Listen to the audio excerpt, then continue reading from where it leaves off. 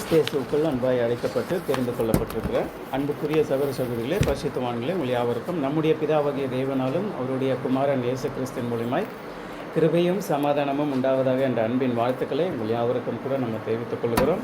அன்புக்குரிய சகோதர சகோதரிகளே, தேவன் அவருடைய உன்னதமான கிருபையினால் நம்மளை கூட அவருடைய மிகுந்த தயவின்படி இப்படிப்பட்ட ஒரு ஓடிக்கொண்டிருக்கிறதான அந்த குறுகிய பாதையில் ஓடிக்கொண்டிருக்கிறதான நம்மளை அவருடைய மகா உன்னதமான இரக்கத்தின்படி நம்மளை கூட என்ன பண்ணியிருக்காருன்னா ஒரு வருடத்தை கூட்டி கொடுத்துருக்கிறார் நம்மளுடைய ஓட்டத்தில்.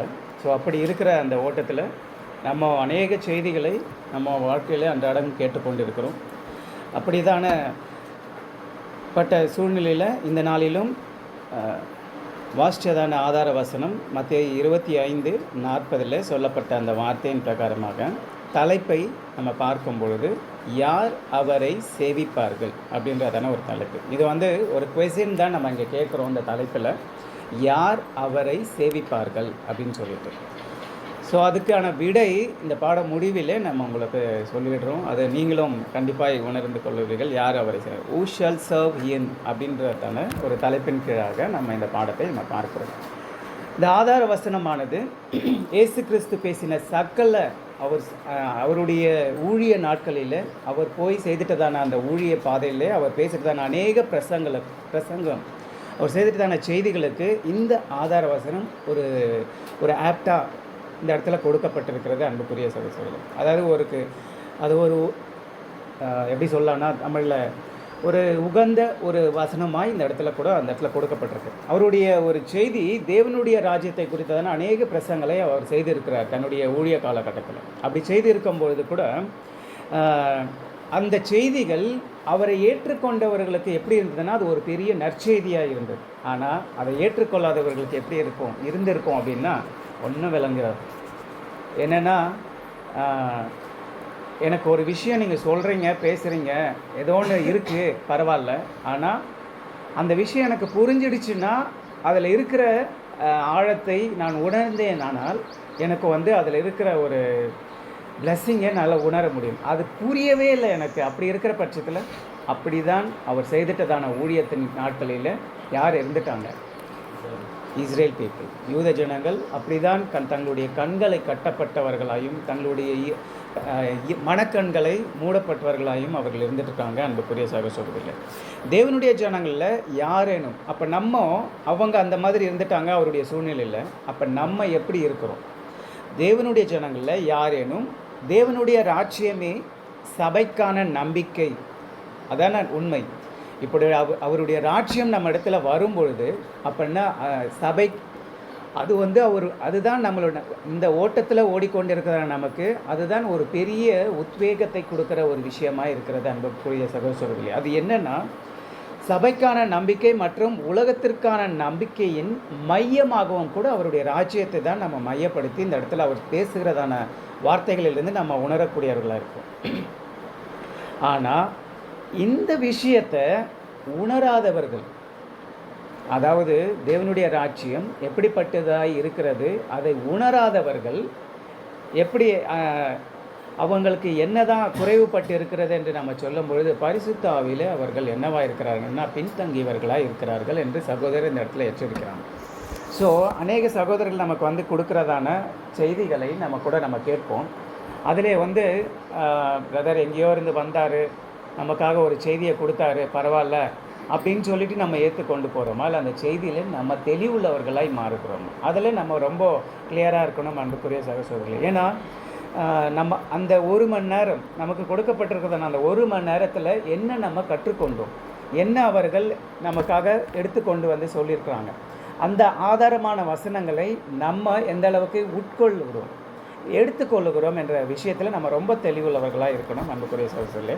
அது மாத்திரமில்லாமல் யூதர்கள் ராஜ்யத்திற்கு ஆயத்தமாக காணப்படலை. ஏன்னா இயேசு கிறிஸ்து அந்த நாட்களில் அவர்கள் பேசின போது இவர்கள் எல்லாமே என்னதான் இருந்துட்டாங்கன்னா, இவர் என்ன ஒன்று சொல்லிகிட்ருக்காரு, பரவாயில்ல, அது நமக்கும் அதுக்கும் எதுவும் இல்லை, நம்மளுடைய வேலை என்ன அப்படின்றத அங்கே பார்க்கும்பொழுது அதை கூட நம்ம வாசிக்க போகிறோம். அவங்களுடைய வேலை எதில் இருந்துட்டாங்க, அதில் சிலர்லாம் எந்த விஷயத்தில் அவங்க ஃபோக்கஸ் பண்ணிட்டாங்கன்ற ஒரு விஷயத்தை கூட இந்த நாளிலே நம்ம பார்க்க போகிறோம். அது எப்படி இருந்து பார்க்கும்போது இவர்கள் எப்படி இருந்துட்டாங்கன்னா, யூதர்கள் மேசியாவின் துணைவர்களாக இல்லாமல் தேசமாகவே அவர்கள் எப்படி பண்ணிட்டாங்கன்னா, புறக்கணிக்கப்பட்டவர்களாய் இருந்துட்டாங்க. ஏன்னா அது உண்மைதானே. யூத ஜனங்கள் எல்லாருமே ஏற்றுக்கொள்ளப்பட்டார்களா அப்படின்னு சொல்லும்போது ஏற்றுக்கொள்ளப்பட்டார்களா? கிடையாது. அவர்களில் ஒரு சிலருக்கு மட்டும் அந்த ஆப்ஷன் கொடுக்கப்பட்டிருந்தது. எப்படின்னா, அவர்கள் ஏன் அந்த ஒரு சிலர் மட்டும் நீங்கள் சொல்கிறீங்க எல்லாருமே தானே புறக்கணிச்சாங்க அப்படின்னு சொல்கிறது சரியா? இல்லை ஒரு சிலர்கள் அதற்குள்ளே ஏற்றுக்கொண்டு வந்திருக்காங்களா? ஒரு கொஸ்டின் தான் இது. வந்திருக்கிறாங்க. எப்படி அப்படின்னு சொல்லி பார்க்கும்போது யோவான் 1:12 கூட நம்ம வாசிக்கிறோம்.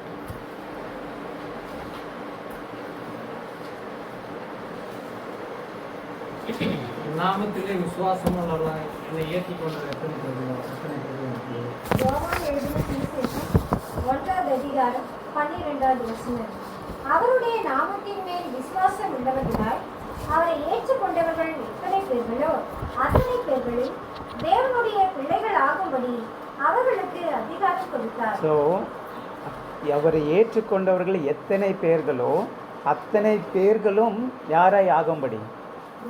தேவனுடைய பிள்ளைகளாய் ஆகும்படி. அப்போ அந்த யூத நாட்களில் எத்தனை பேர் அப்படி இருந்திருப்பாங்க? சிலர் தான். அப்போது அந்த இடத்துல நம்ம சொல்லும் பொழுது இந்த யூத ஜனங்கள் மொத்த பேருமே புறக்கணிக்கப்படலை. ஆனால் அதிலிருந்து ஒரு சிறு கூட்டத்தை அவர் பிரித்தெடுத்து, ஏன்னா அவர்கள் ஏற்றுக்கொண்டார்கள். அவர் ஏற்றுக்கொண்டதுனால அவர்களுக்கு இந்த வாக்குத்தத்தம் அவர்களுக்கு நிறைவேறி இருக்கிறது. அன்புக்குரிய சகோதரர்களே, அது மாத்திரமில்லாமல் அடுத்த பகுதியை நம்ம கூட பார்க்கும்போது இந்த இடத்துல ஒரு 3 விஷயம் நம்ம பார்க்க இருக்கிறோம். அதாவது இப்பொழுது ஒரு சின்ன ஒரு இன்ட்ரோ, இன்னும் முடியல இன்ட்ரோ, இன்னும் கொஞ்சம் இருக்குது. அந்த இன்ட்ரோ முடிச்சுட்டு ஒரு 3 பகுதியை நம்ம பார்க்க. அது எல்லாருமே ஏற்கனவே நம்ம பார்த்துட்ட அந்த ஒரு விஷயம் தான் வேதத்தில், நியூ டெஸ்டமெண்ட்டில். அதாவது புதிய ஏற்பாட்டில் ஒரு லூக்காவை நம்ம மையப்படுத்தி இந்த 8ஆம் அதிகாரம் 9ஆம் அதிகாரம் 10ஆம் அதிகாரத்தில் இருக்கிறதான ஒரு சிறு சம்பவங்களை இந்த நாளில் நம்ம எடுத்து அதை மாத்திரம் பார்த்துட்டு நமக்கான பாடம் என்ன என்பதை நம்ம பார்த்துட்டு இந்த நாளிலே பாடத்தை முடிப்போம். சரி, அன்புக்குரிய சகோதரர்களே, இந்த நாளில் உண்மையில் இப்படி ஆண்டவராக இயேசு கிறிஸ்து செய்துட்டதான அந்த ஊழியத்தில் அவர் சொல்லிட்டதான அந்த தேவ ராஜ்யத்தை குறித்ததான விஷயத்தில் அது ஒரு நற்செய்தியா என்று எவ்வாறு நம்ம சொல்லலாம்? அதாவது உண்மையில் இப்போது நம்ம பார்த்துட்டதான இந்த விஷயத்தில் அது உண்மையிலே நற்செய்தியா? அது நம்ம எப்படி சொல்லலாம் அது நற்செய்தி தான் அப்படின்னு சொல்லிட்டு? இந்த தேவனுடைய ஜனங்கள் ஒருவேளை உண்மையுள்ளவர்களாய் காணப்படுவார்களானால் இவர்கள் எப்படி இருப்பாங்கன்னா இயேசுவோடு கூட இணைந்து இருப்பவர்களாக இருப்பாங்க. ஸோ அப்போது அவர்கள் பெற்றுக்கொண்டதான சத்தியத்தில் அவர்கள் எப்படி தான் இருக்கணும்னா, ஆண்டவராக இயேசு கிறிஸ்துவை பாதச்சுவடாய் ஏற்றுக்கொண்டு அவர்கள் எப்படி பின்செல்லணும் அப்படின்ற பார்க்கும்போது அவரோடு இணைந்து இருக்கிற ஒரு மக்களாய் இவர்கள் இருப்பார்களாம். எது இப்பொழுது இல்லை, வர இருக்கிறதான ராஜ்யத்தில் அவர்கள் செய்ய போகிறதான வேலைகளை குறித்து நம்ம பார்க்கணும். அது மாத்திரமில்லாமல் இவர்கள் பரலோக ராஜ்யத்தில் தேவனுடைய சுதந்திரர்களாகவும் கர்த்தராகிய இயேசு கிறிஸ்துவனுடன் உடன் சுதந்திரர்களாகவும் இவர்கள் இருக்க போகிறாங்க. யார்? அந்த ராஜ்யத்துக்குள்ளே அழைக்கப்பட்டு செல்ல போகிறவர்கள். இப்படியாக ஒரு பிளஸிங்குள்ளே அவர்கள் கடந்து போகிறாங்க. அன்புக்குரிய சகோதரர்களே, இவர்களுக்கான கனம் இருக்கிறது, ஆசீர்வாதம் இருக்கிறது. அது கூட கொஞ்சமாக இல்லை, மிக பெரியதான ஒரு பிளெஸ்ஸிங்காக அவங்களுக்கு என்ன வச்சுருக்குறாங்க. ஏனெனில் இவர்கள் தங்கள் ஆண்டவர் எப்படிப்பட்டதான ஒரு விஷயத்தை செய்துட்டாரோ அதை போல இவர்கள் காணப்படுவார்கள். யார்? இந்த சபையாய் மாறி அவருடைய ராஜ்யத்துக்குள்ளே போகிற மக்கள் ஆண்டவராக இயேசு கிறிஸ்துவை பிரதிபலிக்கிற ஒரு மக்களாய் இருப்பாங்க அப்படின்ற ஒரு விஷயத்தை இந்த இடத்துல நமக்கு தெரிவிக்கிறாங்க. அன்புக்குரிய சகோதரர்களே, மாத்திரமில்லாமல் இப்பொழுது இந்த ஜனங்கள் ஓடிக்கொண்டிருக்கிற இந்த ஓட்டத்தில் இவர்கள் எந்த மாதிரியான ஒரு ஆவியை வளர்த்து கொள்ள வேண்டும் என்று நம்ம பார்க்கும்பொழுது அன்பின் ஆவியை இவர்கள் வளர்த்து கொள்ள வேண்டுமா? அதுதாங்க ரொம்ப பெரிய விஷயமா இருக்குது. என்ன நீங்கள் ஈஸியாக சொல்லிட்டுங்க அன்புன்ற 3 வார்த்தை, அது உங்களுக்கு தெரியுமா?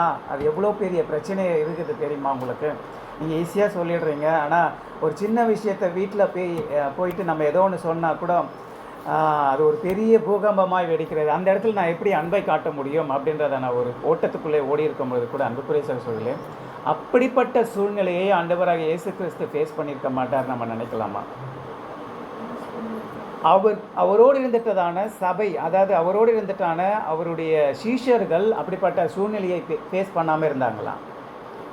அதுக்கு அடுத்ததாக வந்திருக்கிறதான, அதாவது சீஷர்கள் 12 சீஷர்கள் வைத்துட்டு போனதனுடைய விளைவு தான் இந்த நாளிலே நம்ம கையில் கொடுக்கப்பட்டிருக்கிறதான வேதாகமம்.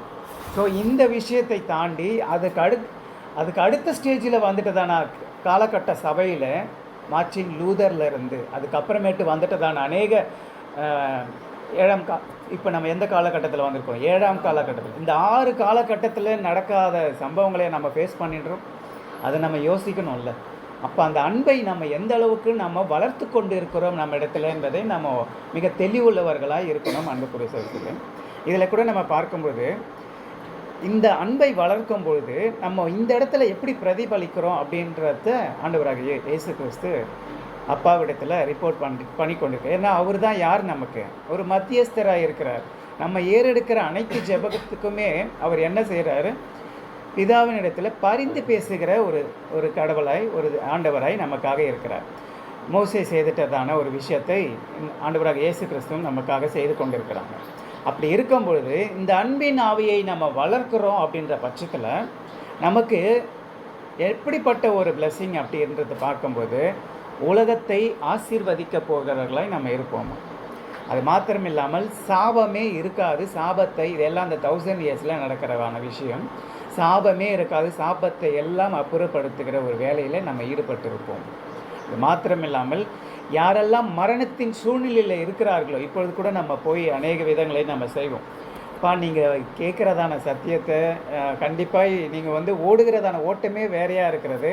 நாங்கள் உங்களுக்கான ஒரு வாய்ப்பை கொடுக்குறோம். இந்தாங்க இந்த வாய்ப்புக்கான இன்விடேஷன் சொல்லி கொடுக்கும்போது வாங்கி நிறைய இன்விடேஷன் இன்றைக்கி கொடுக்குறாங்களா? நம்ம கொடுக்குற இன்விடேஷனை தவிர இன்னும் அநேக இன்விடேஷன் வீட்டுக்கு முன்னாடி கூட போட்டுட்டு போயிடுறாங்க. என்னென்னா அது அவங்களுடைய ப்ரொமோஷன். என்னென்னா ஒரு கடை ஓப்பன் பண்ணுறாங்கன்னா என்ன செய்வாங்க? பேம்ப்ளெட்ஸ் எடுத்துன்னு வா, இந்த வீட்டில் போட்டனாலும் பரவாயில்ல, வீட்டுக்கு போட்டாலும் பரவாயில்ல, அவங்க ரோட்டில் வரும்போதும் கொடுப்பாங்க. ஸோ அப்படிப்பட்ட ஒரு ஊழியத்தை நம்ம செய்யலை. நம்மளுடைய ஃபோக்கஸ் என்னன்றது நமக்கே தெரியும். நம்ம எங்கே போவோம், எங்கே அவங்க கூடுகிறார்களோ அந்த இடத்துல போயிட்டு நம்ம அந்த விஷயத்தை செய்வோம். அந்த இன்விடேஷன் கொடுத்தாலும் கூட ரெஸ்பான்ஸ் எப்படி இருக்குன்னா இந்த காலகட்டத்தில் அன்புக்குரிய சகோதரர்களே ரொம்ப நல்லா இருக்கா? அப்போ தேவனுடைய கட்டம் எந்த இடத்துல நகர்ந்து கொண்டு வந்திருக்கிறது என்பதில் நம்ம தெளிவாக இருக்கணும் அன்புக்குரிய சகோதரர்களே. அது ஆரம்ப காலகட்டத்தில் நமக்கு இன்விடேஷன் கொடுக்கும்போது வந்துட்டதான ஜனங்கள் எவ்வளோ, நாட்கள் போக போக நம்ம இன்விடேஷன் கொடுக்கும்போது வருகிறதான ஜனங்கள் எப்படின்றதை மிக தெளிவுள்ளவர்களாக. அப்போ தேவன் என்ன செய்து கொண்டு இருக்கிறாரு? டோரை க்ளோஸ் பண்ணிட்டு ஸ்லோவாக சாத்திட்டே வந்துட்டுருக்காரு. அப்போ நம்ம அதுக்குள்ளே நம்ம என்டர் ஆகிடணும். அதற்கான ஒரு வழியை நம்ம செய்து கொண்டு இருக்கிறோமா? இல்லை அநேக சத்தியத்தை கேட்டுக்கொண்டு இருக்கிறோம், கேட்டதோடு போதும் பிரதர், அது போதும் பிரதர், அங்கே கூப்பிட்டாங்க இங்கே கூப்பிட்டாங்கன்ற ஒரு விஷயத்தெல்லாம் இல்லை. எங்கே போனாலும் சத்தியத்தை உள்வாங்கி அதை நம்ம கொஞ்சோண்டு ஒரு 10% இல்லை ஒரு 5% இன்றைக்கி நான் அதை டெவலப் பண்ணுறேன் என்னுடைய வாழ்வில் அப்படின்னு சொல்லிட்டு நம்ம செய்கிறோமா? அதை நம்ம உணர்ந்து கொள்ளணும் அன்புக்குரிய சகோதரர்களே. அது மாத்திரம் இல்லாமல் இவர்கள் எப்படி இருப்பாங்கன்னா மனு குலத்தை மீட்டு அவர்களுடைய பாவ இக்கட்டத்திலிருந்து அவர்களை மீட்டு எடுத்துட்டு அவர்களுக்கு எல்லாருக்குமே அந்த தேவ நற்செய்தியை சொல்ல போகிறாங்க. 1000 இயர்ஸில் எல்லாருமே எப்படி அந்த நற்செய்தியை கேட்கும்போது அப்போ அவங்களுக்கு எப்படி இருக்கும்னா, இந்த சகோதரர் எனக்கு தெரியுமே, இவர் எங்கள் சர்ச் முன்னாடி தான் நின்று எனக்கு இந்த பேம்ப்ளெட் கொடுத்தாரு, நான் தான்ப்பா வாங்கலை, இல்லை வாங்கினேன், அதை நான் படிக்கக்கூட இல்லை, நான் தூக்கி போட்டுட்டேன். அந்த காலம் வருகிற வெகு சமீபமாக இருக்கிறதான ஒரு விஷயத்தை நம்ம பார்த்து கொண்டு வருகிறோம் அன்புக்குரிய சகோதரர்களே. இப்படிப்பட்ட விஷயங்களை நம்ம பார்த்துட்டும் போது அப்போ இது உண்மையிலே எப்படின்னா ஒரு நற்செய்தி தானே, இது ஒரு துர்ச்செய்தியா? இப்போ நம்ம எப்படி இருக்க போகிறோன்ற ஒரு விஷயத்தை நம்ம கேட்டும்போது அப்போ இது எப்படிப்பட்ட ஒரு செய்தி? இது ஒரு மிகுந்த நற்செய்தியாக தான் இருக்கிறது அன்புக்குரிய சகோதரர்களே. இதிலே கூட நம்ம பார்க்கும்போது நம்மளுடைய ஆண்டவராகிய இயேசு கிறிஸ்து பிறந்துட்டதான ஒரு விஷயம் தெரியும். லூக்கா 2:10 கூட வாசிங்க. அப்போ நமக்கு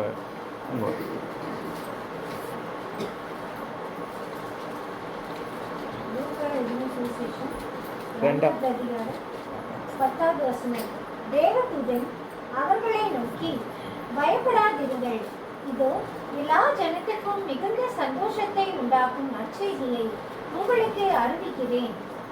ஸோ அந்த இடத்துல பார்க்கும்போது இப்படிப்பட்ட ஒரு நற்செய்தியை தான் அங்கே கூட யாருக்கு அறிவிக்கிறாங்க? அந்த யூத ஜனங்கள் அந்த இடத்துல மத்தியில் இப்படிப்பட்ட ஒரு விஷயத்தை அவர்கள் அறிவிக்கிறாங்க. அந்த அந்த செய்தி அவர்களுக்கு எல்லாரும் நற்செய்தியா என்பதை இருந்துச்சாங்க. ஆண்டவராக இயேசு கிறிஸ்து வந்துட்டார் இந்த உலகத்தில்.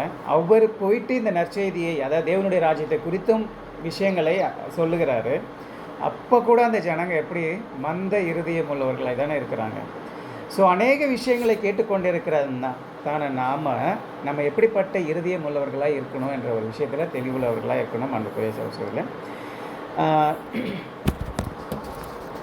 இந்த செய்தி எப்படி இருக்குதுன்னு என்று சொல்லி பார்க்கும்போது, இது சகல செவிடான காதுகள் குருடான கண்கள் திறக்கும்போது அந்த அனைவருக்குமே இந்த செய்தி எப்படி இருக்கும்னா ஒரு நற்செய்தியாக இருக்கும் அப்படின்ற ஒரு விஷயத்தை நம்ம பார்க்கணும்.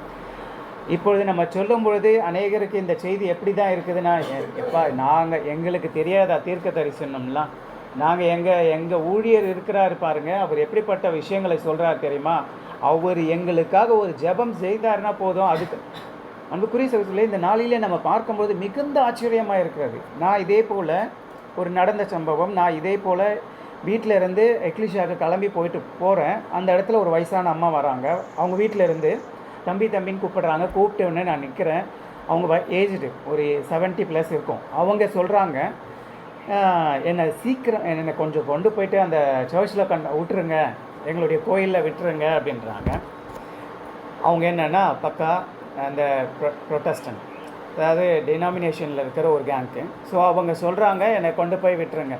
ஏம்மா இந்த வயசான காலத்தில் கொஞ்சம் பொறுமையாக, இல்லை ஒரு ஆட்டோவாது, இல்லை ஆட்டோக்காரை லேட் பண்ணிட்டார், அவருக்காகலாம் நான் வெயிட் பண்ண முடியாது, நான் சீக்கிரமாக போய் உட்காந்துடணும், அதுவும் ஃபஸ்ட்டில் போய் உட்காரணும். எப்படி போகணுமா? சீக்கிரமாக போகணும், அதுவும் ஃபஸ்ட்டில் போய் உட்காரணும். கடைசியில் அவங்க ஃபஸ்ட்டில் போய் உட்காந்த விஷயத்தை சரி, அதுக்கப்புறமேட்டு அவருக்கு சொல்கிற ஒரு விஷயம் என்னென்னா, கடைசியில் ஆராதனை முடிச்சிட்ட பிறகு எங்கள் ஐயா இருக்கிறாரு, அவர் இந்த ஃபஸ்ட்டு வந்து உட்காந்தாங்க பார்த்தீங்களா, அவங்களுக்காக ஒரு விசேஷித்த ஜெபம் ஏற்பார். அந்த ஜெபம் இந்த ஒரு வாரத்துக்கு, அதுக்கப்புறம் எனக்கு அது போதும், அதனால் அதுக்கு மட்டும் எனக்கு உதவி செய்யுங்க அப்படின்றாங்க. இப்படிப்பட்ட மக்களுக்கு நீங்கள் என்ன செய்வீங்க? இப்படிப்பட்ட ஜனங்களோட கூட தான் நம்ம வாழ்ந்து கொண்டிருக்கோம். ஸோ அப்படி இருக்கிற இடத்துல இல்லை நீங்கள் சொல்கிறதெல்லாம் சும்மா நான் சொல்கிறேன் பாருங்கன்ட்டு அவங்கக்கிட்ட போயிட்டு அந்த டயத்தில் யூஸ் பண்ணுற விஷயம் கிடையாது. அது ஒரு ஞானமான விஷயமாகவே இருக்காது. ஏன்னா அவங்களுடைய மைண்ட் செட்டில் என்ன இருக்குது, நான் நேரத்துக்கு போய் உட்காந்துடணும், அதுவும் முதல்ல உட்காரணும், அப்புறம் கடைசியில் எப்போ வரும் எங்கள் ஐயா ப்ரேயர் பண்ணுவார். ஸோ இப்படி தான் இந்த ஜனங்கள் ஓடிக்கொண்டிருக்கிறாங்க. இவர்களுடைய கண்கள் எல்லாம் திறக்கப்படுமா? அவர்களுடைய செவிகள் எல்லாம், காதுகள் எல்லாம் கேட்கும் பொழுது அப்போ தெரியும் அவங்களுக்கு, இவங்க சொன்னது தான் உண்மையிலே நற்செய்தியாக இருந்திருக்கிறது இவர்களுக்கு, நமக்கு அப்படின்ற ஒரு விஷயம் அவங்களுக்கு தெரியக்கூடும். அன்புக்குரிய சகோதரர்களே, இதில் கூட அடுத்த பகுதியை நம்ம பார்க்கும்போது, ஆண்டவராகிய இயேசு கிறிஸ்து அவர் செய்துட்டதான அந்த ஊழியத்தின் போது அவருக்கு கண்டிப்பாக என்ன தேவைப்பட்டிருக்கும்? பணம் தேவைப்பட்டிருக்கும்ல. ஏன்னா ஊழியம் சாதாரணமாக செய்ய முடியாது. அப்படி தான் அவர் போய் செய்துட்டு இருக்கிறதான அந்த ஊழியத்தில் கூட அவர் என்ன சொல்வார், இங்கே வந்திருக்கிறவர்களெல்லாம் சும்மா போகக்கூடாது, அவர்களுக்கு எதான உங்களிடத்துல இருந்தால் கொடுங்க அப்படின்னு சொல்லி போகும்போது, எங்களிடத்துல என்ன இருக்குது, அது கூட யார் வச்சுருக்கிறான்? ஒரு சிறுவன், ஒரு சின்ன பையன், அவன் என்ன வச்சுருக்கிறான்? 5 அப்பமும் 2 மீனும் தான் வச்சுருக்கிறான் அப்படின்னு சொல்லிட்டு. அன்புக்குரிய சகோதரர்களே, இந்த 5 அப்பம் 2 மீன்கள் நமக்கு தெரியும் அதனுடைய ஆழம் என்னன்று. உலகத்தில் அது எப்படியாய் போய் கொண்டிருக்கிற விஷயம் நீங்கள் கேள்விப்பட்டனா மிகுந்த துக்கத்துக்குள்ளே போவீங்க. அதனால் அந்த அவங்க எடுத்துக்கொள்ளுகிறதான முறைகள், அந்த எக்ஸ்பிளனேஷன் பார்க்கும்போது உண்மையிலே நமக்கு தேவன் மிகுந்த கிருபை நம்மளை வைத்து இப்படிப்பட்ட ஒரு சத்தியத்தை கொடுத்துருக்கிறார் என்பதில் நம்ம இன்னுமாய் என்ன செய்வோன்னா, நம்மளுடைய வளர்ச்சியில் கண்டிப்பாக நான் இன்னுமாய் ஆவிக்குரிய விஷயத்தில் நான் எங்கே ட்ராபேக்காக இருக்குன்ற விஷயம் யாருக்கு தான் தெரியும்? நமக்கும் அவருக்கும் தான் தெரியும்.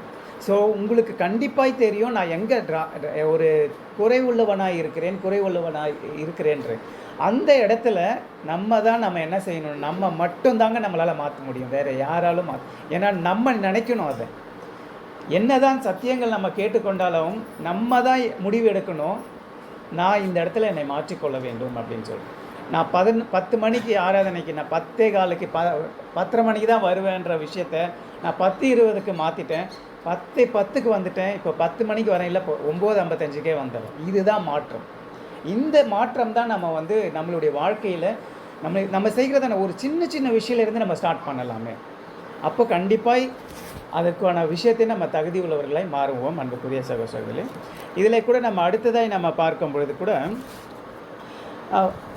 அவர், அதாவது ஆண்டவராக இயேசு கிறிஸ்து தான் செய்துட்டுதான அந்த ஊழியத்தில் அவர் கண்டிப்பாக என்ன தேவைப்பட்டது?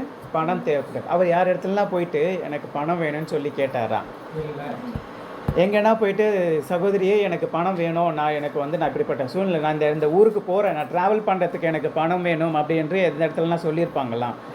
கண்டிப்பாக சொல்லியிருக்க மாட்டாங்க. அப்படி இருக்கிற பட்சத்தில் அன்புக்குரிய சகோதரர்களே, இந்த இடத்துல கூட நம்ம பார்க்கும்பொழுது ஆண்டவராக இயேசு யார் இடத்துலையுமே தன்னுடைய டிமாண்டை வைக்கவே இல்லை. ஆனால் அந்த இடத்துல நடந்த விஷயம் என்னன்றது நம்ம எல்லாருக்குமே தெரியும். அதை கூட நம்ம பார்க்கும்போது, ஆனால் இந்த இடத்துல சகோதரர் நமக்கான ஒரு ஆலோசனையும் கூட சொல்கிறாரு. என்ன பிரதர் நீங்கள் இப்படி சொல்லிட்டீங்க, அப்போ நாங்கள் எப்படி ரெண்ட்டு கட்டுறது, நம்ம எப்படி ஒரு வேறு எங்கேயோ பண்ணுறோன்னா எப்படி நாங்கள் எங்களுடைய ஊழியத்துக்கான தேவைகளை நம்ம எப்படி செய்வோம் அப்படின்ற ஒரு விஷயத்தில் அதற்கான கடைசியில் ஒரே ஒரு லைனில் சகோதரர் தன்னுடைய எக்ஸ்ப்ளனேஷனை முடிச்சிடுறார். இப்போ ஆண்டவராக இயேசு கிறிஸ்து இந்த விஷயம் பண்ணிட்டாரா? அவர் யார்கிட்டையுமே கேட்கல. இதே போல் இந்த ஓட்டத்துக்குள்ளே ஓடுகிறதான சகோதரர்கள், பரிசுத்தவான்கள் கூட என்ன செய்கிறாருன்னா யாரிடத்துலையும் பணம் கேட்கறதே கிடையாது அன்புக்குரிய சகோதரர்கள். இன்னும் அப்படிப்பட்ட சகோதரர் இருக்கிறாங்க. அது மாத்திரம் இல்லாமல் அவர்கள் என்ன யோசனைன்னா, ஆண்டவராக இயேசு கிறிஸ்தை போல நம்ம யாரிடத்துலையும் தொந்தரவு செய்யக்கூடாதுன்றதான ஒரு விஷயத்துக்குள்ளே தங்களை ஈடுபடுத்தி அப்படிப்பட்டதான ஒரு ஓட்டத்தையும் ஓடுறாங்க. ஆனால் சகோதரர், நான் சொல்லிட்டேன்ல, அந்த விஷயம் என்ன சொல்கிறாருன்னா, இந்த விஷயம் ஒவ்வொருவரும் தனக்குள் முடிவெடுக்க வேண்டிய ஒரு விஷயமா.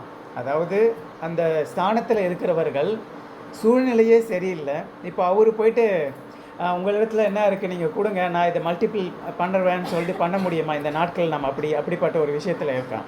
ஸோ அந்த மாதிரி கிடையாது. ஏன்னா இந்த மாதிரி விஷயங்களில் நம்ம இன்னும் டெப்த்தாக போய் பார்க்கும்பொழுது எப்படி இருக்குதுன்னா, இந்த உலகம் அநேக விஷயத்தில் சீட் பண்ணுற விஷயம், அதாவது ஏமாற்றுகிற ஒரு விஷயத்தில் தான் ஓடிக்கொண்டிருக்கு. நீங்கள் 10 ரூபா கொடுங்க, நான் உங்களுக்கு 100 ரூபா தரேன். இந்த விஷயம்லாம் ஓடிக்கொண்டிருக்கா? ஓடிச்சா? அதுக்கப்புறமா அவர்கள் எல்லாம் வாங்கினார்களா? ஒட்டுமொத்த ஜனங்களும் ஏமாந்து டிவியில் நியூஸ் பார்க்கும்போது நமக்கு தெரியுது என்னென்னா, இந்த கம்பெனி மூடிட்டாங்க, இந்த கம்பெனி எல்லாமே மூடிட்டாங்க, அவங்க போட்ட பணம் எல்லாமே லாஸ். அந்த மாதிரி ஊழியம் நம்ம இங்கே எங்கேயுமே செய்யலை. நம்மளுடைய ஊழியம் என்னென்ன என்றதை நம்ம தெளிவுள்ளவர்களாக இருக்கும் பொழுது, அப்போ ஆண்டவராக இயேசு கிறிஸ்து காண்பிற்றதான வழியில் ஓடுகிற நமக்கு ஒரு சில விஷயங்கள் நம்ம எப்படி எடுத்துக்கலாம்னா, அந்த இடத்துல இருக்கிற அந்த ஊழியர், அதாவது அந்த சபைக்கான ஒரு ஹெல்டர், உடன் ஊழியர்கள், அவங்க முடிவு எடுத்துக்கிட்டோம். அந்த விஷயத்தில் ஊழியத்தின் பாதை எவ்வளோ இருக்குது, தேவை என்ன இருக்குதோ அதை அவங்க முடிவு பண்ணிக்கிட்டோன்றதான ஒரு விஷயத்தை அவங்கள இடத்துல விட்டுறார். ஸோ அப்படி இருக்கும்பொழுது கூட தான் அன்புக்குரிய சகோதரர், நம்மளுடைய 7ஆம் தூதன் கூட நம்ம சொல்லும்போது அவர் எப்படிப்பட்ட விஷயத்தை செய்திருக்கிறார் என்று நம்ம கூட அறிவோம். தன்னிடத்துல இருந்த எல்லாத்தையுமே என்ன பண்ணிட்டார், விட்டுட்டு அதுக்கப்புறம் தான் அந்த நியூஸ் மேகசினை அது ஊழியத்துக்காக உள்ளே வரார்.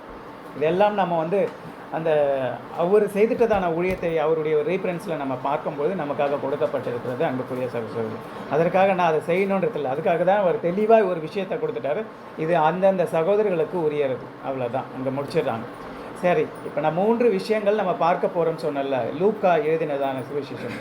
இப்போ மெயின் சப்ஜெக்டில் வந்துடும். இப்போ இன்ட்ரோ பார்த்துட்டோம், தேவனுடைய ராஜ்யம் எப்படி இருக்குது, அதில் அவருக்கு சப்போர்ட் பண்ணவர்கள், அதாவது அந்த ஊழியத்தில் ஓடிக்கொண்டிருக்கர்கள் எப்படிப்பட்ட ஒரு பிளெஸ்ஸிங்கை போய் 1000 இயர்ஸில் போய் பெற போகிறாங்கன்றதான விஷயத்தை நம்ம பார்த்துட்டோம். ஸோ இதில் இந்த 3 சம்பவங்கள் நம்ம பார்த்துட்டு இந்த பாடத்தை முடிக்கலாம். லூக்கா 8ஆம் அதிகாரம் வசனம் 1, 2, 3 வசனங்களை கூட நம்ம வாசிக்கலாம். லூக்கா எழுதின சுவிசேஷம் 8ஆம் அதிகாரம் 1, 2, 3 வசனங்கள். பின்பு அவர் பட்டணங்கள் தோறும் கிராமங்கள் தோறும் பிரயாணம் பண்ணி தேவனுடைய ராஜ்யத்திற்குரிய நற்செய்தியை கூறி பிரசங்கித்து வந்தார். 12 அவருடனே கூட இருந்தார்கள். அவர் பொல்லாத ஆவிகளையும் வியாதிகளையும் நீக்கி குணமாக்கினார். சில ஸ்திரீகளும் 7 பிசாசுகள் நீங்கின மகதலேனாள் எண்ணப்பட்ட மரியாளும், ஏரோதின் காரிக்காரனான கூசாவின் மனைவியாகிய யோவன்னாளும் சூசன்னாளும் தங்கள் ஆஸ்திகளால் அவருக்கு ஊழியம் செய்து கொண்டு வந்த மற்ற அநேகம் ஸ்திரீகளும் அவருடனே இருந்தார்கள். அன்புக்குரிய சகோதரர்களே, வாசித்ததான வசனங்களில் நமக்கு கொடுக்கப்பட்டிருக்க ஒரு முக்கிய நபர் யார் என்று நமக்கு தெரியுமாங்க? யார்? மகதலேனா மரியாள். இந்த மரியாள் அவருடைய ஆண்டவராக இயேசு கிறிஸ்துவின் ஊழியத்தில் வருவதற்கு முன்பாக எப்படிப்பட்ட ஒரு சூழ்நிலையில் இருந்திருக்கிறாங்க? 7 பிசாசுகளை பிடித்த ஒரு மகள் தான் இந்த மரியாள், மகதலேனா மரியாள். இவர்கள் ஆண்டவராக இயேசு கிறிஸ்து இறந்த பிறகு என்ன வேலையை செய்கிறாங்க? எப்படி தன்னுடைய ஊழியத்தை அவர்கள் நிறைவேற்றிருக்காங்க தன்னுடைய நாட்களிலே பாருங்கள். அந்த கோயில் சகத்தில் இப்படியெல்லாம் அவர்கள் செய்திருக்கிறாங்க. அது மாத்திரம் இல்லாமல் இதில் இந்த இடத்துல நம்ம பார்க்கும்போது இப்போ இந்த வாசதான அந்த வசங்களில் வேறு விதமாக சொல்லணும்னா அந்த மரியாள் 7 பிசாசு பிடிச்சிருந்தாங்க அப்படின்னு சொல்கிறோம்ல, இதை வந்து சகோதரர் வேறு விதமாய் நமக்கு அந்த இடத்துல மீன் பண்ணி காமிக்கிறாங்க. அப்படி என்ன இருக்குதுன்னு பார்க்கும்போது மனநிலை பாதிக்கப்பட்டவர்கள் இருக்கிறாங்கல்ல, அதாவது மென்டல் ஹாஸ்பிட்டலில் இருப்பாங்க அப்படின்னு சொல்லிட்டு மனநிலை பாதிக்கப்பட்டவர்களுக்கான விடுதியில் காணப்படும் அநேகரின் நிலையில் தான் யார் இருந்திருக்கிறாங்க?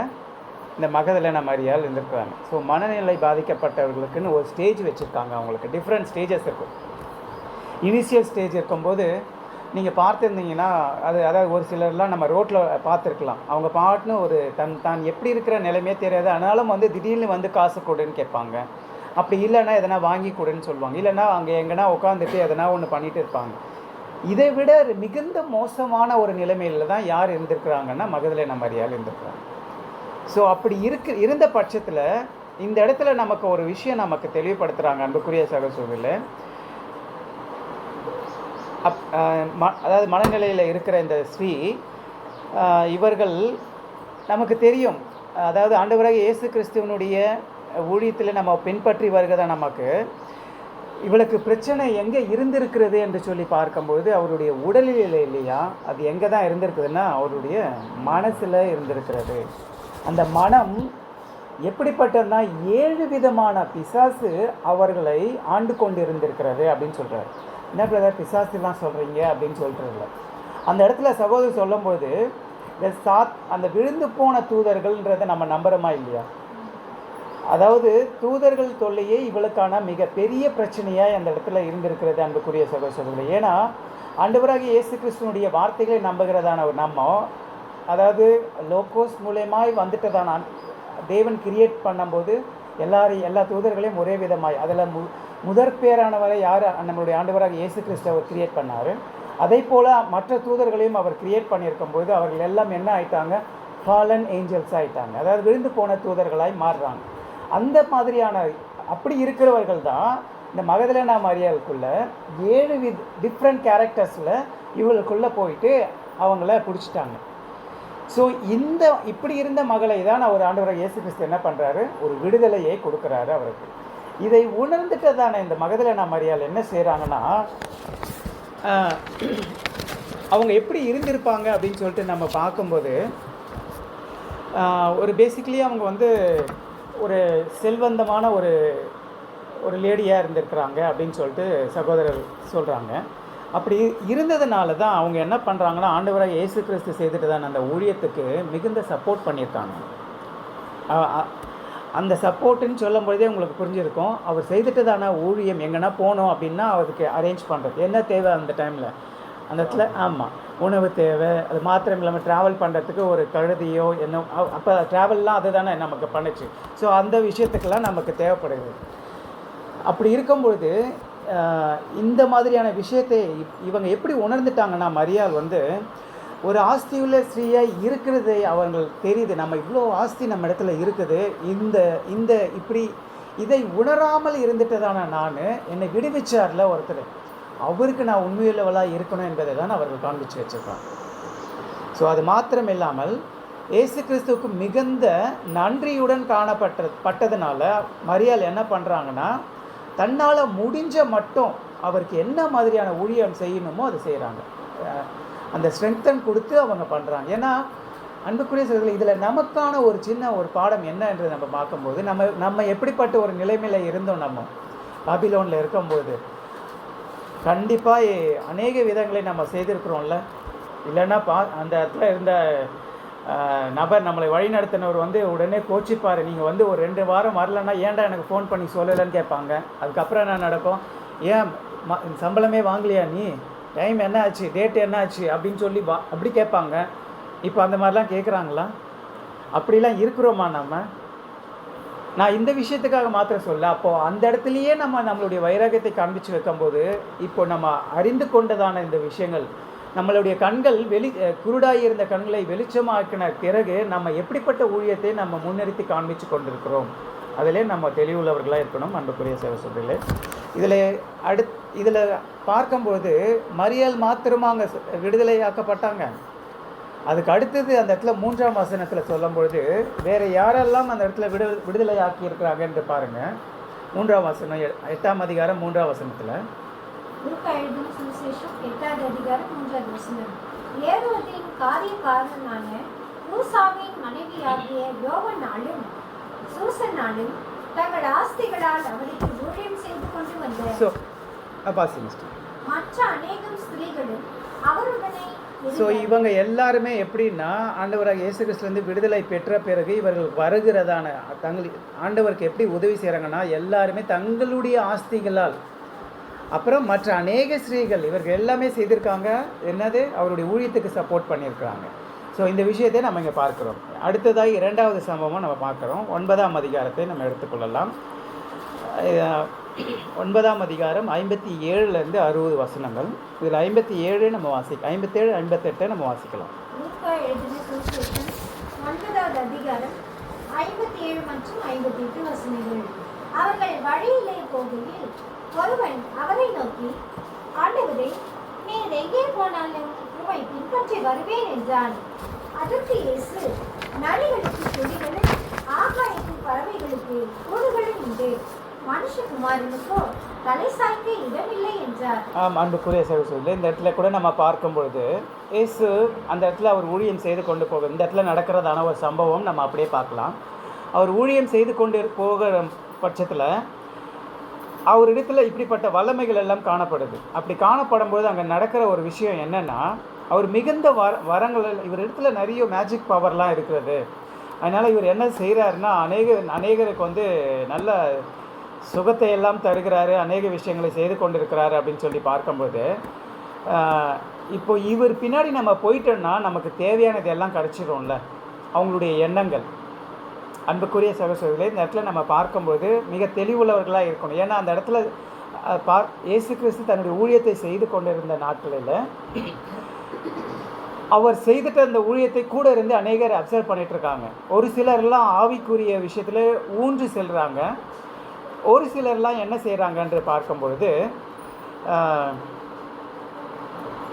இந்த மீட்டிங் முடித்தவனா நடக்கும், சாப்பாடு போடுவாங்க. சரியா? அப்போ இவர் கூட இருந்துட்டா நம்ம வாழ்நாள் ஃபுல்லாக என்ன கிடைக்கும் நமக்கு? அவ்வளோதான். ஸோ இது போதும் நமக்கு, நம்ம வாழ்க்கையை அப்படியே முடிச்சிடலாம் நம்ம. சரி, இதை வச்சுட்டே இந்த மாதிரி ஒரு எண்ணம் கொண்டிருக்காங்க. ஆண்டவராக இயேசு கிறிஸ்து இது தெரியாதா? அவர் அனைத்தும் அந்த இடத்துல தெரிஞ்சு ஒவ்வொரு இருதயத்தையும் ஆராய்கிற அப்படி இருக்கும் பொழுது அவர் அந்த இடத்துல இந்த ஜனங்களுடைய விஷயத்தை தெரிஞ்சிருது. அதுக்கப்புறம் தான் அவர் சொல்கிறாரு. அதுக்கு அடுத்தது அந்த இடத்துல இருந்த ஜனங்கள் இவர் ஐஸ்வர்யவானாக இருப்பார் என்ற எண்ணி சிலர் அவரிடத்திற்கு ரொம்ப சரி இந்த மாதிரி இவர்கிட்ட போயிட்டுனா இந்த மாதிரி எண்ணத்தோடு இருக்கிறாங்க. இதுக்கு அடுத்தது அவர் சொல்கிற ஒரு விஷயந்தான், இப்படிப்பட்ட ஒரு சூழலில் காணப்படும் ஒரு தலைவரை, அதாவது என்ன தலைவர்னா அந்த 58ஆம் வசனத்தை நம்ம வாசிக்கும்போது அவர் என்ன சொல்கிறாரு? மனுஷகுமாரனுக்கு தலை சாய்க்கவே எனக்கு இல்லை, நீ என்னமே நான் ஐஸ்வர்யவான்னு நினச்சிட்டு இருக்கிற, நான் அப்படியே இல்லை. அவருக்கு ரிப்ளே அவங்களுக்கு அது புரிஞ்சிருக்கா இல்லையானே தெரியல. ஆனால் அவர் சொல்கிறாரு, நீங்கள் என்ன ஐஸ்வர்யான்னு நினைக்கிறீங்க, நான் நல்லா என் கூட வந்தீங்கன்னா நல்லா சாப்பிட்லான்ட்டு, ஆனால் என்னுடைய நிலை என்ன நான் சொல்லிடுறேன், அதுக்கப்புறம் நீ முடிவு பண்ணிக்க அப்படின்றார். அப்படி இருக்கிற பட்சத்தில் அந்த இடத்துல அவர் சொல்கிறது, நரிகளுக்கு கூட என்ன இருக்குது? குழிகள் உண்டு, ஆகாயத்து பட்சத்துக்கு கூட. ஆனால் மனுஷகுமாரனுக்கு என்ன இல்லை? தலை சாய்க்கவே இடையிலப்பா எனக்கு அப்படின்னு சொல்லும்போது அங்கே இருந்தவர்களெல்லாம் அன்புக்குரிய சொல்கிற இந்த இடத்துல ஒரு விஷயம் நம்ம யோசிக்கணும். இப்படிப்பட்ட ஒரு தலைமையை நம்ம இருக்கும்போது நாம் ஏற்றுக்கொள்வோமா? அதாவது இந்த இடத்துல ஒரு சகோதரர் இருக்கார், நான் இந்த மினிஸ்ட்ரி பண்ணுறேன், ஆனால் என்கிட்ட ஒரு பைசா கிடையாது அப்படின்னு சொல்லிட்டம்போது, என்ன நீங்கள் இப்படி சொல்லுங்கள், அப்படிலாம் எல்லாம் நம்ம தலையில் விழுந்துருமா? யோசிப்போம்மா? அப்படி நினச்சிட்டு இந்த விஷயம் கிடைச்ச உடனே அந்த மக்கள் எல்லாம் இப்படி யோசிச்சவங்க எல்லாம் அவ்வளோதான். இந்த ஒரே ஒரு சின்ன விஷயம் மட்டும் சொல்லணும். என்னென்னா, நாங்கள் ஒரு ரீசெண்டாக ஒரு செஷன் பண்ணாங்க நம்ம ஒர்க் பண்ணுற ஆஃபீஸில். அது ரெகுலராக இந்த மாதிரி ப்ரொஜெக்டரில் கொடுத்துட்டு பண்ணிகிட்டே இருப்பாங்க. அந்த செஷன் வந்து நம்ம எந்த அளவுக்கு கவனிச்சுட்டு இருக்கிறோம் அப்படின்னு சொல்லிட்டு இன்பிட்வீனில் ஒரு கொஸ்டின் கேட்பாங்க. அந்த இடத்துலேயே கொஸ்டின் வந்துடும். இப்போ நீங்கள் பார்த்துட்டிங்கள இந்த விஷயத்தில் இந்த கொஸ்டினுக்கு ஆன்சர் பண்ணுங்கன்னு சொல்லிடுவாங்க. அந்த கொஸ்டினுக்கு ஆன்சர் பண்ணி தனித்தனியாக கேட்க மாட்டாங்க. அந்த கொஸ்டினை ஒரு மொபைல் இருக்கும், அந்த ஆப்பில் அவங்க அனுப்பிச்சிடுவாங்க. நீங்கள் ஆன்சர் பண்ணிட்டீங்களா இல்லையான்ட்டு அங்கே ஆட்டோமேட்டிக்காக வந்துடும் யார் யாரெல்லாம் பண்ணாங்க இல்லைன்ட்டு. அப்படி பண்ணிட்ட பிறகு அதனால் ஒரு பெரிய விஷயம் இல்லை. இந்த கேப்பு ஏன் கொடுக்குறாங்கன்னா, நம்ம ஓடிக்கிட்டே இருக்கும் பொழுது அநேகருக்கு என்ன ஆகிடும்னா, we are ஹியூமன் பீயிங் தான், நமக்கு என்ன இருக்கும், டயர்ட்னஸ் இருக்கும். அப்படி இருக்கும்போது அவங்க கடைசியாக அந்த கொஸ்டின் முடிச்சு ரெஃப்ரெஷ் ஆகிட்டு எல்லாருக்கும் எல்லோரும் எந்திரிச்சு நிற்கலாமா, ஒரு 1 செகண்ட் எந்திரிச்சு நிற்கலாமா, இல்லை நான் நிச்சயமானே சொல்கிறேன் எல்லோரும் எழுந்திரிச்சு நிற்கலாமா. இது ஏன் சொல்கிறேன்னா, நம்ம இந்த இடத்துல ஒரு ரெஃப்ரெஷ் ஆகணுமா. இந்த ரெஃப்ரெஷ் ஆகும்போது நம்மளை இழுத்துட்டு போகுது பார்த்தீங்களா, அந்த ஒரு நம்ம பலவீனங்களை ஒரு மாதிரியான ஒரு ட்ரௌசினஸ் வரும்ல, அதை வந்து இந்த வார்ம் அப் பண்ணும்போது லூஸ் யுவர் பாடி அப்படின்னு சொல்லிட்டு இதெல்லாம் அது டிஃப்ரெண்ட்டு. நம்ம அந்த மாதிரி பண்ணிவிட்டு இப்போ உட்காந்துக்கலாம், அவ்வளோதான். திருப்பியும் இன்ட்ராக்டிவ் செஷன் நடக்கும். இது சிம்பிள். ஏன்னா நம்மளை இழுத்துட்டு போகுது பாருங்கள், அந்த ஒரு செகண்டை நம்ம உடைச்சிட்டோன்னே வச்சுக்கங்களேன், அவ்வளோதான். திருப்பியும் நம்ம கண்டினியூ பண்ணிக்கலாம், நம்ம ஆட்டோமேட்டிக்காக ஓடலாம் நம்ம ஓட்டத்தில் அப்படின்னு. தேங்க்யூ, சாரி உங்களை டிஸ்டர்ப் பண்ணிட்டேன். தேங்க்யூ. ஸோ இது எதற்குன்னா, நம்ம கேட்குறதான பாடம். ஏன்னா நம்ம மிஞ்சி போனால் 1 hour தான், அதுக்கப்புறமேட்டு நம்ம எவ்வளோ நேரம் வேணாலும் போய் தூங்கிக்கலாம், சரிங்களா. இது உங்களுக்கு அந்த மாதிரி வருது அப்படின்னு சொல்லும்போது நான் சொல்கிறேன், நடுவில் நீங்கள் கூட எழுந்துச்சு நீங்கள் யாரும் கேட்க போகுது. ஸ்கூல் கிடையாது இது. ஏன்னா பேசிக்கலி ஸ்கூலில் தான் டீச்சர் உட்காரு அப்படின்வாங்க, அதெல்லாம் இருக்கும். இங்கே கிடையாது. ஏன்னா இங்கே எல்லாருக்குமே தெரியும் நம்ம எப்படி நிலைமையில் இருக்கோம். சரி, அந்த டைமில் ஒரு ஸ்டாண்டப் போட்டு நீங்களே கூட உட்காந்துக்கலாம். இது எதற்குன்னா, நமக்கு கொடுக்கப்பட்ட நேரத்தில் சத்தியத்தை உள்வாங்க தான் நம்ம இந்த 1 மணி நேரம் நம்ம முக்கியமாக பயன்படுத்தணும் அன்புக்குரிய சகோதரர்களே. அது மாத்திரம் இல்லாமல் இந்த ஆண்டவராகிய இயேசு கிறிஸ்து இந்த விஷயம் சொல்லிட்டாரா, என்ன சொன்னார், நரிகளுக்கு தலை சாய்க்கிறமில்லை. ஸோ இப்படிப்பட்ட ஒரு தலைமையை ஏற்றுக்கொள்வது இந்த உலகத்தில் கூட கஷ்டம்தான், உலக மக்களுக்கே கஷ்டம்தான். அப்படிப்பட்ட தலைமையை ஏற்றுக்கொள்பவர்கள் யாராக இருப்பார்கள் என்றுன்னா, சிறு ஜனங்கள், சிறு கூட்டங்கள். அந்த கூட்டங்கள் தான் நம்ம, சரிங்களா. அவர் எப்படிப்பட்ட நிலைமையில் வந்தார் என்று நமக்கு தெரியும். ஆனால் அவர் எப்படிப்பட்ட நிலையில் உட்கார்ந்திருக்கிறார் என்றதும் நமக்கு தான் தெரியும். இப்போ நம்ம வந்து நம்மளுடைய நிலைமை மாறி இருக்கலாம், ஒரு விதமான நிலை இருக்கலாம். ஆனால் நம்மளுடைய முடிவு எப்படி தான் இருக்கணும், அவர் எதிர்பார்த்திருக்கிறார். என் மகன், என் மகள், என்னுடைய மனவாட்டி எப்படி வளர்ச்சியை குணலட்சணத்தை காண்பித்திருக்கிறார்கள், எப்படி வளர்ந்து கொண்டிருக்கிறார்கள் என்பது ஃபஸ்ட்டு ஹாப்பியே யாருக்கு தெரியுமா, அவருக்கு தான். அவருக்கு மாத்திரம்தான் அந்த ஒரு ஃபுல் ஹாப்பினஸ்ஸு. ஏன்னா என் ஜனங்கள் ரெடி ஆகிட்டே இருக்காங்க, அவ்வளோ சந்தோஷமாக அவர். அதை யார் இடத்துல போய் ரிப்போர்ட் பண்ணுவார், அதை அப்படியே நம்ம போயிட்டு அவருடைய மன்றாட்டில் கிருபாசனத்தை அண்டில் நம்மளுடைய தனிப்பட்ட ஜெபத்தில், குடும்ப பிரேயர் வேறு, ஒவ்வொருத்தருக்கும் தனிப்பட்ட ஜெபம் என்பது வேறு அன்புக்குரிய சகோதரர்களே. அந்த ஜெபத்தில் நீங்கள் எந்த ஒரு விஷயத்தில் வேணாலும் வைக்கலாம். ஆனால் குடும்ப ஜெபத்தில் நீங்கள் தனிப்பட்ட ஜெபத்தை உடைய விஷயத்தை நீங்கள் கொண்டு வந்து இங்கே வைக்கக்கூடாது. அந்த வேரியேஷனை நமக்கு தெரிஞ்சுக்கணும்.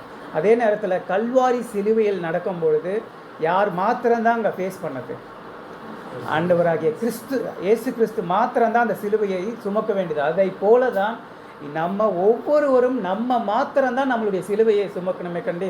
நம்ம கூட இருக்கிறாங்க, அவங்க வந்து தூக்கிடுவாங்க, அது கண்டிப்பாக கொடுப்பார் அந்த ஹெல்ப்பு. எப்படி அவருக்கு வந்து சீமோன் வந்து ஹெல்ப் பண்ணாங்க, அந்த போல் அவருக்கு எப்படி ஒரு ஹெல்ப் கிடைச்சதோ நமக்கும் அந்த ஹெல்ப்புக்கு அவர் ஆளை வச்சுருப்பார். ஆனால் அந்த சிலுவை சுமக்க வேண்டியதில் யாருன்னா நாம் மாத்திரம்தான். அதில் ரொம்ப தெளிவுள்ளவர்களாக இருக்கணும் அன்புக்குரிய சகோதரர்களே. அது மாத்திரம் இல்லாமல் இந்த விஷயத்தில் 59ஆம் வசனம் கூட நம்ம வாசிக்கலாம்.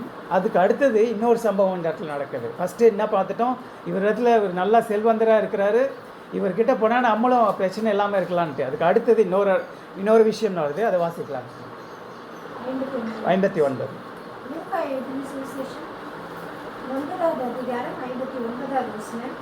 வேறொருவனை அவர் நோக்கி, என்னை பின்பற்றி வா என்றார்.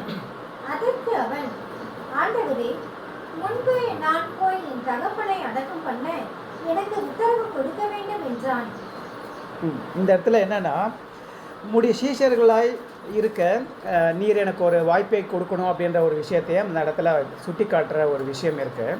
அதில் பார்க்கும்பொழுது இயேசுவின் பதில் என்னென்னா, அவர் என்ன சொல்கிறாரு, நான் ஃபஸ்ட்டு போயிட்டு என்னுடைய அப்பாவை அடக்கம் பண்ணிவிட்டு அவர் இருக்கிறாரு, அவர் வந்து இருந்துகிட்ருக்காரு, அதாவது அவர் செத்துட்டாருன்னு கூட சொல்லலாங்க. என்ன வாசிக்கிறோம்னா, அவர் இருக்கிறாரு, அவரை போயிட்டு நான் போய் அடக்கம் பண்ணிவிட்டு அதுக்கப்புறமேட்டு நான் அப்படின்னா அவர் என்ன எடுத்துக்கிறாரு, நீங்கள் உங்கள் வேலையை செய்யுங்க, நீங்கள் செய்யும் போதெல்லாம் நான் வருவேன், முடிச்சுட்டு போயிடுவேன், நான் ஆனால் உங்கள் கூட இருக்கிறேன் அப்படின்ற ஒரு விஷயத்தை சொல்கிறார்.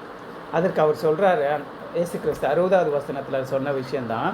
அதற்கு இயேசு, மரித்தோர் தங்கள் மரித்தோரை அடக்கம் பண்ணட்டும், நீ போய் தேவனுடைய ராஜ்யத்துக்குரியவர்கள் பிரசங்கி என்றார். அப்போ இதை எதை பிரதிபலிக்கிறாரு அப்படின்னு சொல்லிட்டு இயேசுவின் பதில் எதை குறிக்கிறது என்று நம்ம இங்கே பார்க்கும்போது, பரமபிதாவின் நோக்கங்களுக்காக நாம் ஏறெடுக்கப்படுகிற ஒவ்வொரு ஊழியத்திற்குமே உரிய முக்கியத்துவத்தை நமக்கு வெளிக்காட்டக்கூடிய ஒரு விஷயமாய் அவர் பதில் சொல்லியிருக்கிறார். அதாவது இம்பார்ட்டன்ஸ் எதுக்கு தான் ஃபஸ்ட்டு அப்படின்னு சொல்லி பார்க்கும்போது, பிதாவாகிய தேவனுடைய ஊழியத்துக்கு நம்ம கொடுக்குற அந்த இம்பார்ட்டன்ஸ் தான். பிரதர், இந்த இடத்துல இப்போ நீங்கள் வந்தீங்கன்னா உங்களுக்கு ஒரு 1000 rupees இருக்குது பிரதர், ஆனால் அந்த 1000 rupees உங்களுக்கு தேவைப்படுது. அதே நேரத்தில் இன்னொரு சகோதரர் வந்துட்டார் உங்களுக்கு, அவரை கொண்டு போய் நீங்கள் ட்ராப் பண்ணணும். அது அந்த சகோதரர் எதுக்கு போகிறாருன்னா கண்டிப்பாக வந்து ஊழியத்துக்காக வராரு. அப்போ 1000 இல்லை சகோதரரா, உங்களுக்கு 1000 ரொம்ப முக்கியம். அது இருந்துச்சுன்னா ஒரு வாரம் ஓட்டலாம், எதை முடிவு எடுக்கலாம்.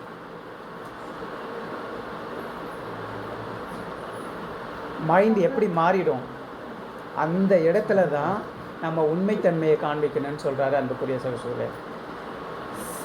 கொஞ்சத்தில் உண்மையாக இருந்த ஒரு வசனம் இருக்குல்ல, அந்த வசனத்தை நீங்கள் அந்த இடத்துல அப்ளை பண்ணி பாருங்கள். கொஞ்சத்தில் உண்மையாக இரு. என்னென்னா, உனக்கு 1000 வேணும் தான், அது அவருக்கு தெரியாதா?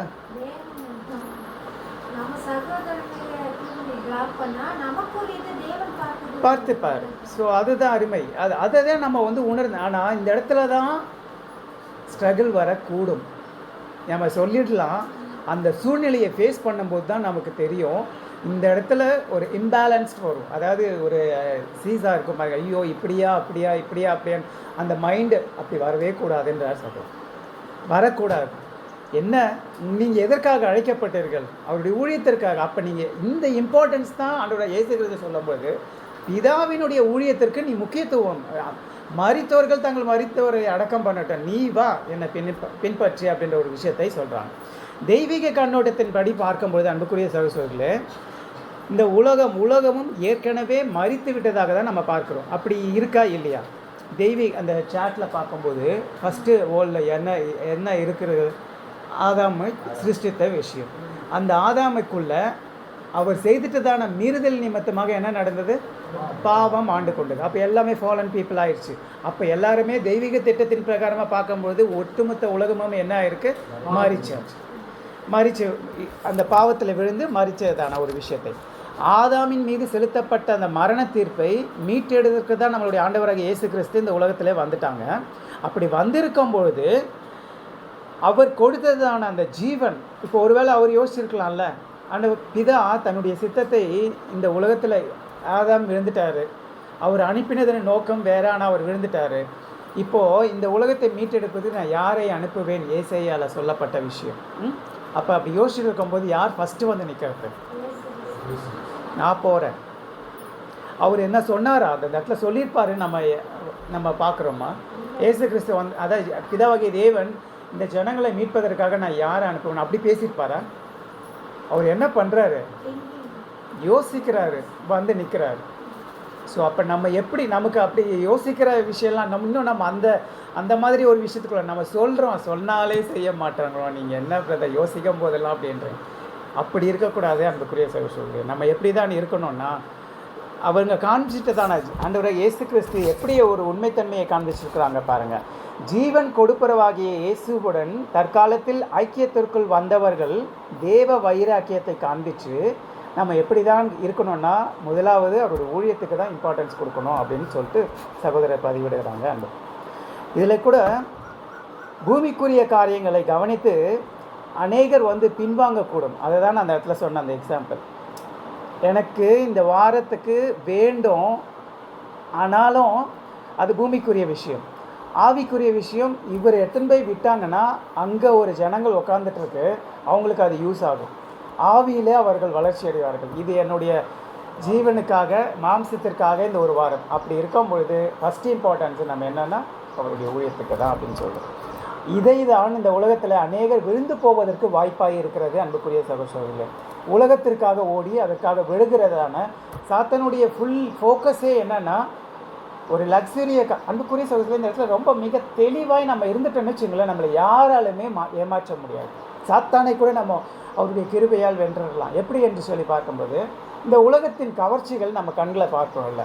இந்த உலகத்திலேயே இப்படிப்பட்ட கவர்ச்சிகள் இருக்குன்னா அப்போ அவர் எப்படிப்பட்ட ஒரு விஷயத்தை நமக்காக ஏற்படுத்தி கொண்டிருப்பார் பாருங்கள். அப்போ இதுலேயே நம்ம ஒரு ஸ்ட்ராங்காக இல்லை, நம்ம செய்ய வேண்டிய ஊழியத்தில் விழறோன்னா அப்போ அங்கே எப்படி போய் நம்ம 1000 இயர்ஸில் எல்லாருக்கும் ஊழியத்தை செய்ய முடியும்? ஸோ இந்த ஒரு விஷயத்தில் நம்ம ரொம்ப தெளிவுள்ளவர்களாக ஆகிட்டோன்னா எந்த ஒரு தருணத்துலேயும் நம்ம ஓடுவதற்கு இந்த வார்த்தைகள் நமக்கு மிக பிரயோஜனமாக இருக்கும். அன்புக்குரிய சகோதரர்களே, அது அடுத்ததாக கூட நம்ம பார்க்கும்போது இதில் அடுத்த சம்பவம் லூக்கா 9ஆம் அதிகாரம் 61ஆம் வசனத்தில் கூட மாற்றிக்கலாம். இது இந்த இடத்துல நடக்க வாசிங்க. 61ஆம் வசனம். பின்பு வேறொருவன் அவரை நோக்கி, ஆண்டவரே, உன்னை பின்பற்றுவேன், ஆனாலும் முன்பு நான் போய் வீட்டில் இருக்கிறவரிடத்தில் அனுப்பித்துக் கொண்டு வரும்படி எனக்கு உத்தரவு கொடுக்க வேண்டும் என்றான். ஸோ அந்த இடத்துல என்ன சொல்கிறாரு? அடுத்து கீழே, கலப்பெண்கள் தன் கையை வைத்து எண்ணிட்டு பார்க்கிற எவனும் தேவனுடைய ராஜ்யத்திற்கு தகுதி கொள்ளவும்.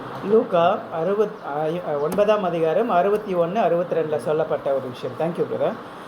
இந்த இடத்துல பார்க்கும்பொழுது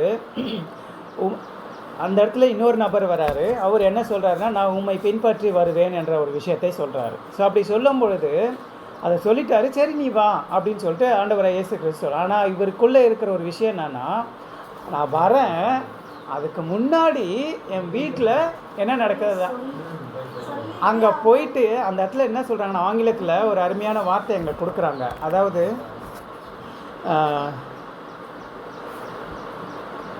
61 இல்லை, ஓகே. ஸோ அதில் but let me first go bid them farewell அப்படின்னு சொல்கிறாங்க. பிட்டுன்னா நமக்கு தெரியும், இந்த நியூஸ் பேப்பர்லாம் பார்ப்போம், ஏலம் விடுகிறதான ஒரு விஷயத்தை கூட நீங்கள் பார்ப்பீங்க. பிட் தொகை என்ன, ஏலத்தொகை என்ன அப்படின்றதான ஒரு விஷயம் நமக்கு தெரியும். அந்த அப்படி இருக்கும்பொழுது இங்கே பிட் ஃபேர்வெல்னு சொல்கிறாங்க. அதாவது ஒரு நிகழ்ச்சி நடந்து கொண்டிருக்குது, அதற்கு போயிட்டு அங்கே தேவைகள் எல்லாம் இருக்குது, எங்கள் ரிலேஷன்லாம் வந்திருக்குறாங்க, அந்த ரிலேஷன்லாம் போயிட்டு முடிச்சுட்டு அவங்களுக்கான விஷயங்கள்லாம் ஏற்பாடு பண்ணிவிட்டு, அதாவது அது என்னது பார்க்கும்போது உலக காரியங்கள், அதுக்கு நான் போயிட்டு முடிச்சுட்டு அதுக்கப்புறமேட்டு இங்கே வரேன் அப்படின்னு சொல்கிறாரு. அதுக்கு தான் அவர் சொல்கிறாரு. அந்த 62ஆம் வசனத்தில் இயேசு கிறிஸ்தனுடைய பதில் பாருங்கள் அவருக்கு எப்படி இருக்கிறது என்று. 62ஆம் வசனம். அதற்கு இயேசு, கலப்பையின் மேல் கை வைத்து பின்னிட்டு பார்க்கிற எவனும் தேவனுடைய ராஜ்யத்துக்கு தகுதி உள்ளவன் அல்ல என்றார். இந்த இடத்துல சகோதரர் சொல்லும்போது கூட ஒரு வார்த்தையை சொல்கிறாரு. அதாவது அங்கே போயிட்டு நான் அங்கே வந்திருக்கிற ரிலேஷனு நான் எல்லாரையும் போய் பார்க்குறேன்னு சொல்கிறாருல, அங்கே போயிட்டு இவர் என்ன செய்கிறாருன்னா, இவங்க எப்படி இருக்கிறாங்க, இவர் என்னுடைய ரிலேஷன் வரும்பொழுது இவர் எப்படி இருக்கார், ஆமாம் இவர் நல்ல பெரிய காரில் தான் வந்திருக்காரு, சரி ஓகே, இவங்க இந்த கார் தான் வச்சுருக்காங்க, இது என்ன நடக்குதாங்க, ஒரு ஜட்ஜ்மெண்ட் நடக்குது. இவருக்குள்ளே போயிட்டு அங்கே போய் என்ன பண்ணிகிட்ருக்காருன்னா இந்த விஷயம் அங்கே அதுக்கு ஆண்டவரை இயேசு கிறிஸ்து இந்த இடத்துல சொல்கிறாரு, ஃபஸ்ட்டு நீ யாருமே நியாயம் தீர்க்காத, முதலாவது நீ யாரை நியாயம் தீர்த்துக்கணும்னா உன்னை நீ நியாயம் தீர்த்துக்க.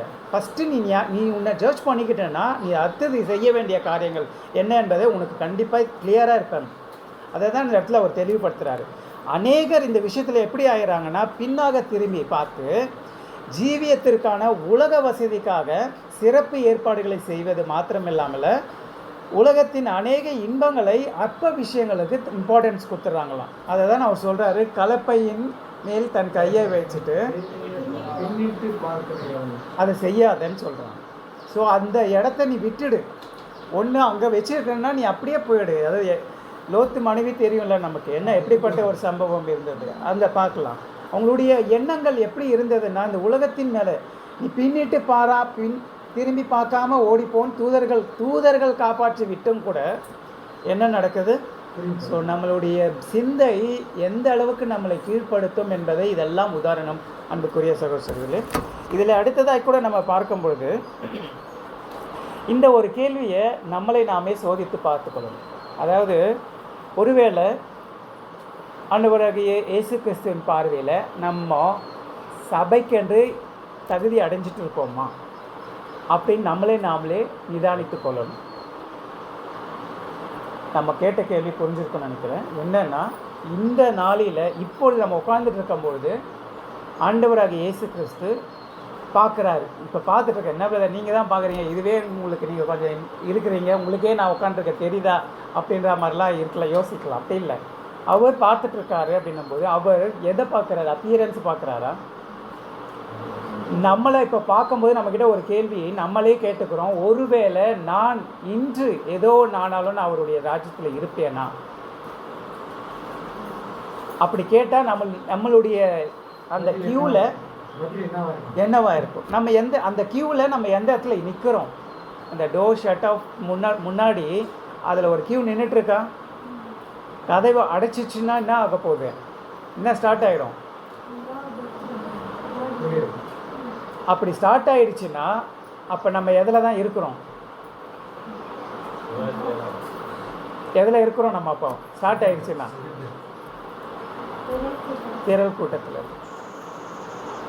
ஸோ அது முன்பாக நம்ம இன்றும் ஓடிக்கணும். ஏன்னா இப்போ இந்தியா, பாகிஸ்தான், ரஷ்யா, யுக்ரைன், இந்த மாதிரி இஸ்ரேலுக்கும் இவங்களுக்கும் நடக்கிறதான போர் இதெல்லாம் நடக்குதே பிரதர். அப்படின்னா வந்துருச்சு, அப்போ நம்மலாம் இதில் தான் இருக்கோம். அப்படின்னா நம்ம உட்காந்து கேட்டுன்னு இருப்போமா?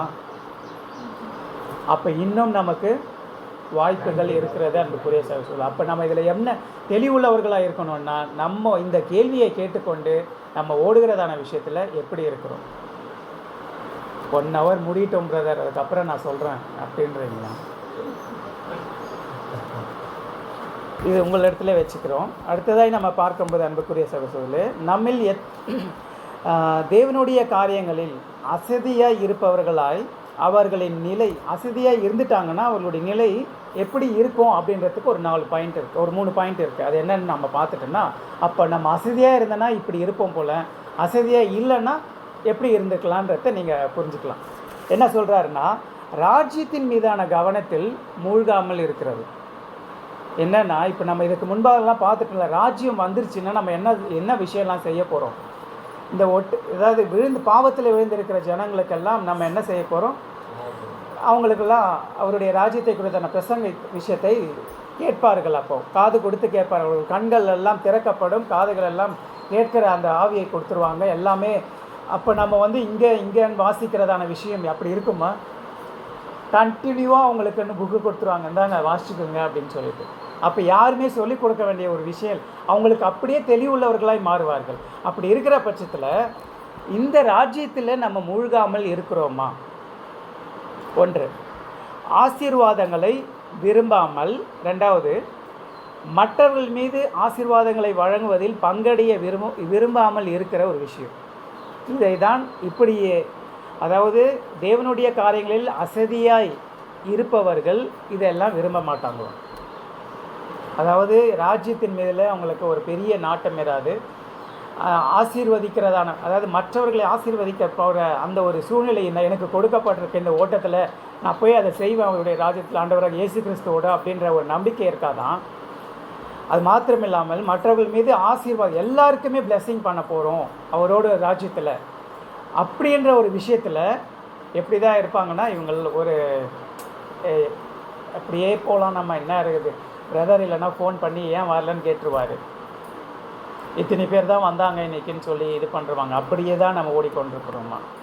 இதிலே நம்ம தெளிவுள்ளவர்களாக இருக்கணும். அன்பு இவ்வாறு உள்ளவர்கள் மனுக்குலத்தில் செய்யப்பட வேண்டும் என்று அவர் வடிவமைச்சதான வேலையை நிறைவேற்றுவதற்கு அவர் நம்மளை கொண்டு சில விஷயங்கள் செய்யணும் இந்த உலகத்தில்னு வச்சுருப்பார். அதை நடைபெற முடியாமல் போயிடும் அப்படின்றாரு. இந்த மாதிரி ஒரு விருப்பம் கொள்ளாமல் ராஜ்யத்துக்கு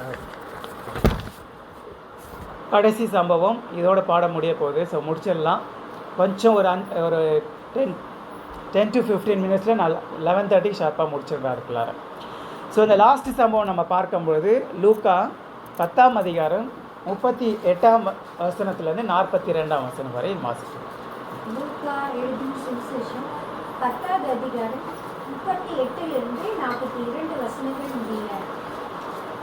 பின்பு அவர்கள் பிரயாணமாய் போகையில் அவர் ஒரு கிராமத்தில் பிரவேசித்தார். அங்கே மார்த்தாள் என்னும் பேர் கொண்ட ஒரு ஸ்திரீ அவரை தன் வீட்டிலே ஏற்றுக்கொண்டாள். அவளுக்கு மரியாள் எனப்பட்ட ஒரு சகோதரி இருந்தாள். அவள் இயேசுவின் பாதத்தருகில் உட்கார்ந்து அவருடைய வசனத்தை கேட்டுக்கொண்டிருந்தாள். மார்த்தாளோ பற்பல வேலைகளை செய்வதில் மிகவும் வருத்தமடைந்து அவரிடத்தில் வந்து ஆண்டவரை, நான் தனியே வேலை செய்யும்படி என் சகோதரி என்னை விட்டு வந்திருக்கிறதை குறித்து உனக்கு கவலை இல்லையா? எனக்கு உதவி செய்யும்படி அவளுக்கு சொல்லும் என்றாள். இயேசு அவளுக்கு பிரதியுத்தரமாக, மார்த்தாளே, மார்த்தாளே, நீ அநேக காரியங்களை குறித்து கவலைப்பட்டு கலங்குகிறாய். தேவையானது ஒன்றே. மரியாள் தன்னை விட்டு எடுபடாத நல்ல பங்கை தெரிந்து கொண்டாள் என்றார். Thank you sister. ஸோ இந்த இடத்துல இந்த விஷயம் ஏற்கனவே அநேக பாடங்கள் நீங்கள் கேட்டிருப்போம்ல. ஸோ இந்த பாடத்திலே நமக்கான பாடம் என்ன இருக்கிறதுன்றது மாத்திரம் நம்ம பார்த்துட்டு இந்த பாடத்தை முடிச்சிடுறோம். ஸோ மார்த்தாள் மரியாள் இச்சம்பவத்திலோட இந்த பாடம் இதால் கடைசி சம்பவமாக இருக்குது. ஸோ இருவருமே நம்ம ஆண்டவரிடத்தில் என்ன செய்தாங்க? வெறுத்தார்களா? 2 பேருமே என்ன பண்ணுறாங்க? அன்பு கூர்ந்தாங்க. 2 பேருமே ஆண்டவரை நேசிச்சிருக்கிறாங்க, அன்பு கூறுறாங்க.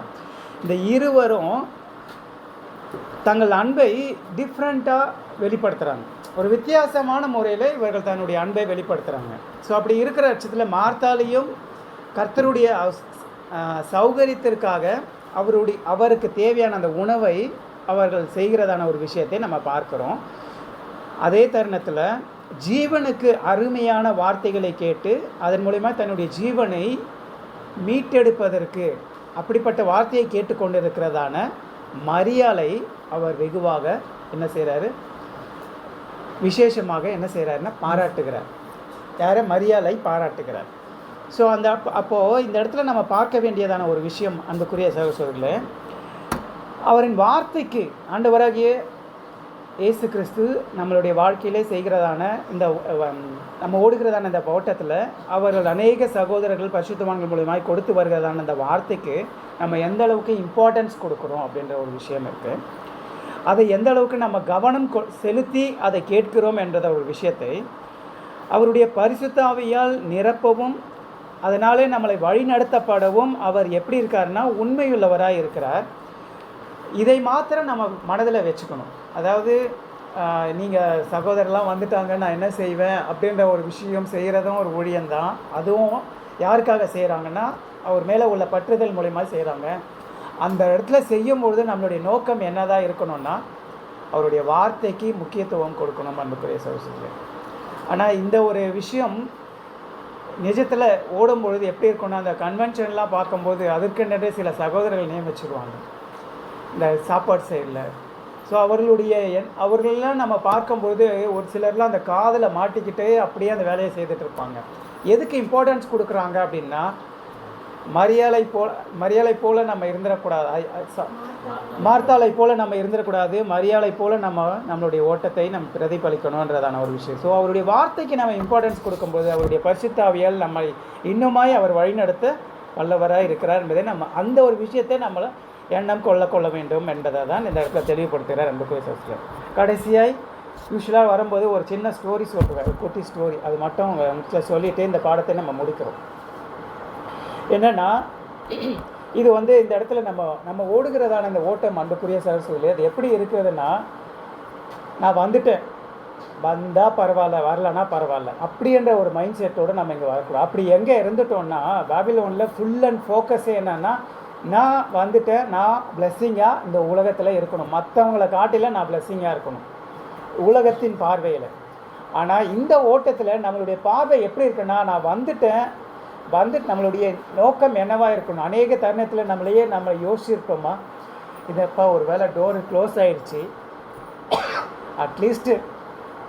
அட்லீஸ்ட்டு என்ன கிடச்சா போதும் எனக்கு, அது போதும், அதுலையாவது நான் வந்து அப்படின்னு ஓடிடுவேன். என்னது என்ன மறந்துட்டேன், அதை போய் நான் வாங்கியாவது பெற்றுக்கொள்ளுறேன். அவங்க எங்கே போனாங்க?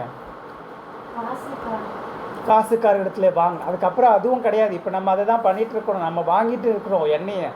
அந்த எண்ணெயை இப்போவே நம்மளுடைய விளக்கில் ஊற்றாமல் நம்ம பாட்டுக்கிட்டு அந்த எண்ணெயை வாங்கி வச்சுட்டு மட்டும் இருந்தால் விளக்கு அணைஞ்சிச்சுன்னா என்ன செய்வோம்? அணைஞ்சிட்ட பிறகு எண்ணெயை ஊற்றுறது சரியா? சரி, அன்புக்குரிய சகோதரர்களே, மிக தெளிவுள்ளவர்களாய் அந்த எண்ணெயை நெருப்பு அணைவதற்கு முன்பாக வாங்கி நம்ம ஊற்றி கொண்டிருக்கிற வேலையை தான் நம்ம இப்போ பண்ணிகிட்ருக்கோம். அப்படி இருக்கிற பட்சத்தில் நம்மளுடைய ஆவி, நம்ம வந்துட்டோம், நம்மளுடைய நோக்கம் என்னென்னா நம்ம உள்ளே போயிட்டு வேணால் ஷட் அப் பண்ணணும் அப்படின்றது தான் நம்ம நோக்கமாகவே இருக்கணும். அதற்கு தான் இந்த அழைப்புக்குள்ளேயே நம்ம வந்திருக்கிறோம். அப்படி இருக்க பட்சத்தில் இந்த இடத்துல ஒரு விஷயம் நடக்கிறது. யூஎஸில் நடந்த ஒரு விஷயந்தான். அங்கே ஒரு நபர் இருக்கிறாரு. அவர் பேர் பார்க்கும்போது ஆஷ்லி ரெவல் அப்படின்னு சொல்கிறதான ஒரு நபர், ஆஷ்லி ரெவல் என்றதான ஒரு நபர் இருக்கார். அவர் என்ன பண்ணுறாருன்னா, தன்னுடைய 33வது வயசில் யூஎஸ் வரார். யூஎஸில் இருக்கிறாரு. யூஎஸில் பார்க்கும்பொழுது அங்கே ஒரு ஹோட்டல் இருக்குது, லாஸ் வெகாஸ் அப்படின்னு சொல்லிட்டு. லாஸ் வெகாஸ் நீங்கள் கூகுளில் டைப் பண்ணிங்கன்னா கூட அந்த ஹோட்டல் நல்லா சூப்பராக இருக்குது. அப்படியே நீங்கள் பார்த்தீங்கன்னா தெரியும். அவ்வளோ ஒரு டெக்கரேட்டிவ், ஒரு குட் ஆம்பியன்ஸோடு உள்ள அப்படியே நல்லா செம்மையாக இருக்குது. நம்ம போனது கிடையாது, இருந்தாலும் அந்த பிக்சர் பார்க்கும்போதே அவ்வளோ அழகாக இருக்குது. ஸோ இந்த ஹோட்டலுக்கு இவர் போகிறாரு. இப்படி போயிருக்கும்பொழுது அங்கே நடக்கிற ஒரு விஷயம் என்னென்னா, அங்கே அந்த ஹோட்டலில் ஒரு நியூ விதமான ஒரு கேமை இன்ட்ரடியூஸ் பண்ணுறாங்க. இவர் போயிருக்கிற தருணத்தில் அந்த கேமுக்கு வந்து என்ன பேர் விடுறாங்கன்னா, ரவுலட் கேம் அப்படின்னு சொல்கிறதான ரவுண்ட் அப்படின்னு சொல்கிறது, ரவுலட் சக்கரம், சர்க்கிள் அப்படின்னு சொல்லிட்டு. அந்த ரவுலட் சர்க்கிள் எப்படி இருக்கும் அப்படின்னு சொல்லிட்டு பார்க்கும்பொழுது நமக்கு தெரியும்ல, இந்த ஸ்பின் பண்ணுங்கன்னு சொல்லுவாங்க பார்த்தீங்களா. சில விஷயங்களை நீங்கள் இதை டச் பண்ணிங்கன்னா அது ஸ்பின் ஆகும். இந்த கிஃப்ட்டு கிடச்சிற பசங்க கூட நிறைய அறியாமையில் அதெல்லாம் 10 குரூப்புக்கு ஃபார்வர்ட் பண்ணி இந்த விஷயம்லாம் அதெல்லாம் செய்துட்டு உட்காந்துருப்பாங்க. அந்த மாதிரி அந்த ஒரு ரவுண்டாக இருக்கும். அதில் 2 கலர் தான் கொடுத்துருப்பாங்க, ஒன்று பிளாக்கு, ஒன்று ரெட்டு. ஸோ இதில் அவங்க கொடுக்குற ஒரு விஷயம் என்னென்னா, இட்ஸ் லைக் எப்படி இருக்குன்னா, அந்த சூதுன்னு சொல்லுவாங்க பார்த்தீங்களா, அந்த விஷயத்தை தான் இந்த இடத்துல இன்ட்ரடியூஸ் பண்ணுறாங்க. 2004 இப்பொழுது, ஐ மீன் ஒரு 10-11 வருஷத்துக்கு முன்பாக நடந்த ஒரு விஷயம். இந்த விஷயத்தில் இவர் அந்த ஹோட்டல் போனதுனால இவர் பார்க்குறாரு, இவருக்குள்ளே ஒரு எண்ணம் தோன்றுகிறது. ஒரே ஒரு விஷயம் அவருக்குள்ளே முடிவு எடுக்கிறார். என்ன முடிவுன்னா, இந்த கேமில் நானும் பங்கு பெற போகிறேன் முடிவு எடுத்துட்டார். நான் சொன்ன ஒரு விஷயம் உங்களுக்கு முன்னாடி, எந்த ஒரு விஷயமா இருந்தாலும் யார் என்ன சொன்னாலும் கடைசியாக யார் தான் முடிவு எடுக்கணும்? அந்த அந்த அந்த ஒரு இது யார்கிட்ட தான் இருக்குது? நம்மக்கிட்ட மட்டும்தான் இருக்குது. பிரதர்கிட்ட நான் அட்வைஸ் கேட்குறேன், அவர் அட்வைஸ் சொன்னார், இருந்தாலும் யார் தான் முடிவு எடுக்க போகிறது ஃபைனலாக? நாம் தான் இருக்கும். இவர் என்ன பண்ணார், இதை பார்க்குறாரு, இன்ட்ரடியூஸ் பண்ணத விஷயத்தை பார்க்குறாரு, போயிட்டு என்ன செய்கிறாரு, அந்த கேமில் பங்கு பெற போகிறான்னு பண்ணுறாரு. இதை வந்து அவங்க ரிலேஷன் கிட்ட சொல்கிறாரு, ஃபோன் அடித்து. அங்கே சொல்லும் பொழுது சிலர் சொல்கிறாங்க, நீ என்ன வேலை செய்கிற, இதெல்லாம் நல்லது இல்லை, இது பண்ணாத அப்படின்றாங்க. ஒரு சிலர்லாம் சரிடா நீ பண்ணு, நீ ஏதோ ஒன்று முடிவெடுத்துட்ட, நீ பண்ணு, உன் கூட நாங்கள் இருக்கிறோம் அப்படின்றாங்க. அவர் என்ன முடிவெடுத்தார் என்று பார்க்கும்பொழுது, தன்னுடைய வீடு, தன்னுடைய காரு, தனக்கு இருந்த ஆஸ்திகள் எல்லாமே விற்றுட்டார். எல்லாமே விற்கிறாரு. தன்னிடத்தில் இருந்த விலை உயர்ந்ததான ட்ரெஸ்ஸு எல்லாமே விற்கிறாரு. எல்லாமே விற்றுறாரு.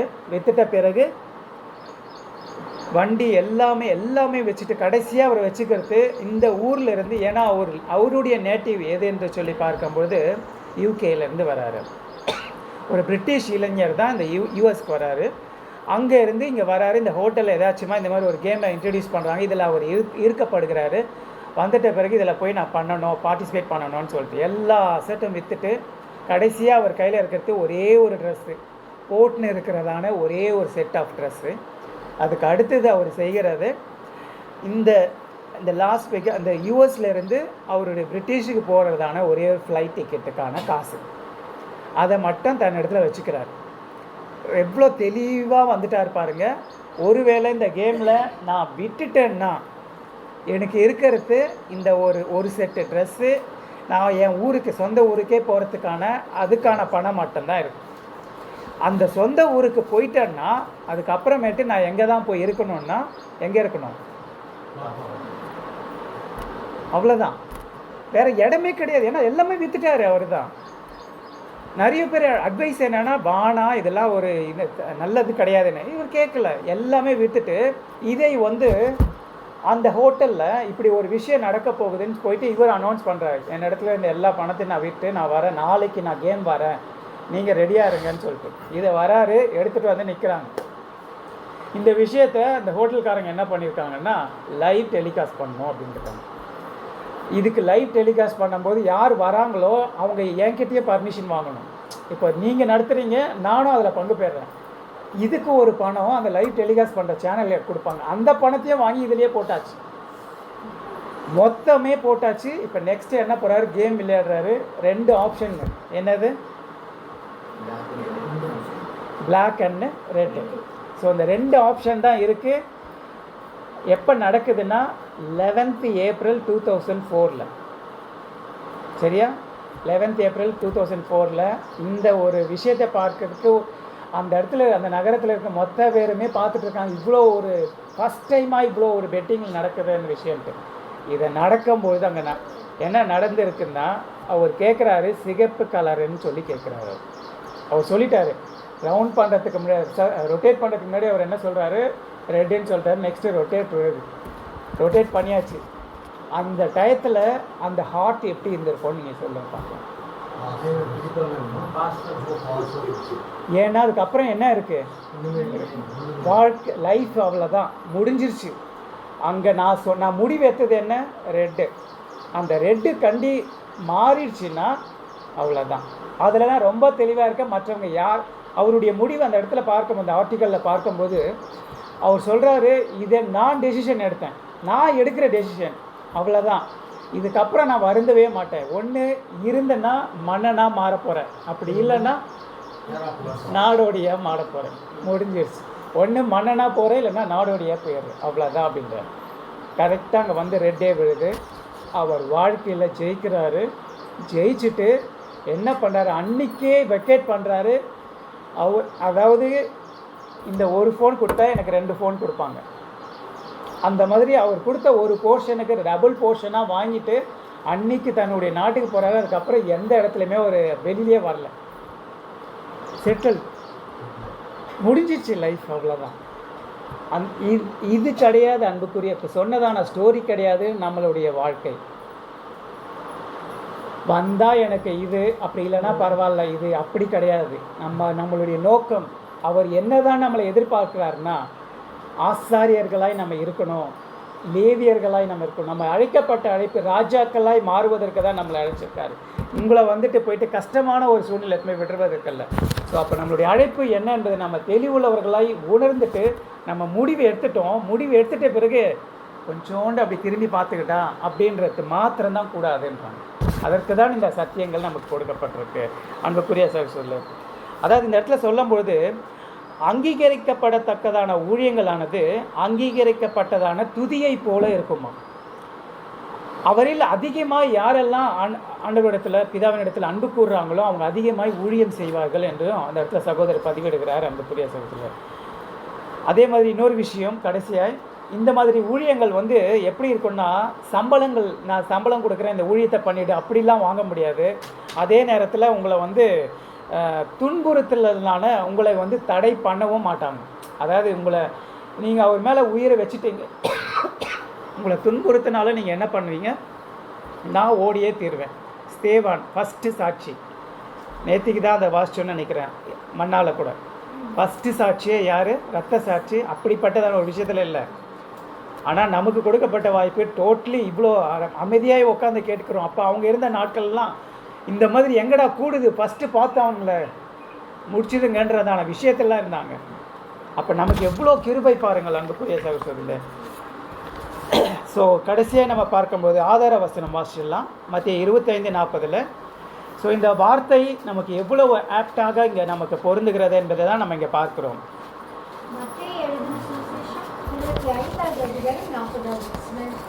அதற்கு ராஜா பிரதியுத்தரமாக, மிகவும் சிறியவராகிய என் சகோதரரான இவர்களில் ஒருவனுக்கு நீங்கள் எதை செய்தீர்களோ அதை எனக்கே செய்தீர்கள் என்று மெய்யாகவே உங்களுக்கு சொல்லுகிறேன் என்பார். ஸோ முடிஞ்சது சிஸ்டர், முடிஞ்சது.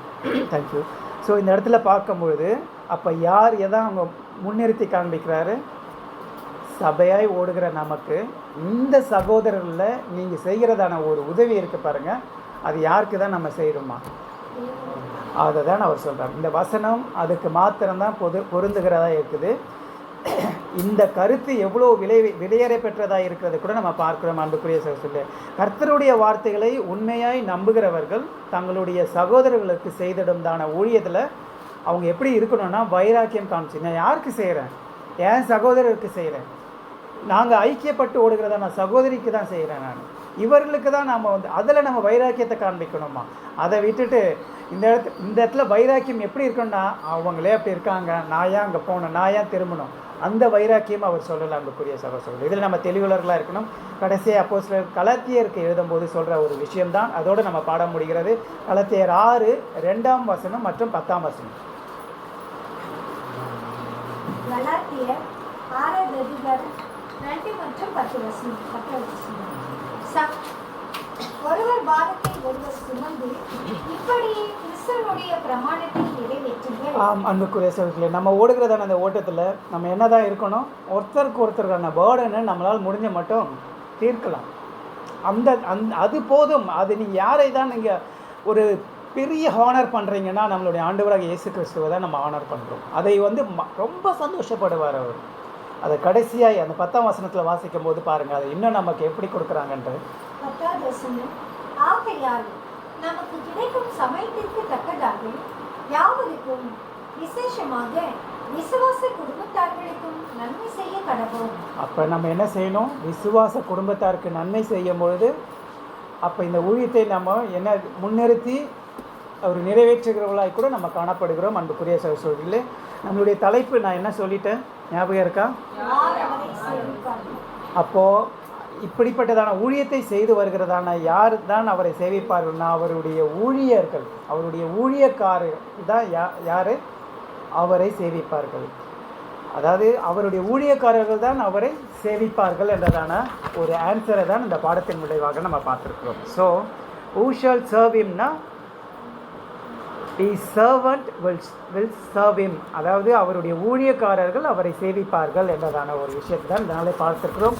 உரிமையோடு இந்த பாடத்தை கேட்டதான உங்கள் யாவருக்கும் காட்பாடி சபையின் சார்பாக அன்பின் வாழ்த்துக்களையும் நன்றிகளையும் தெரிவித்துக் கொள்கிறேன். இப்படிப்பட்ட வாழ்க்கையை அளித்ததான சபையாருக்கும் என்னுடைய அன்பின் வாழ்த்துக்களையும் நன்றிகளையும் தெரிவித்துக் கொள்கிறேன்.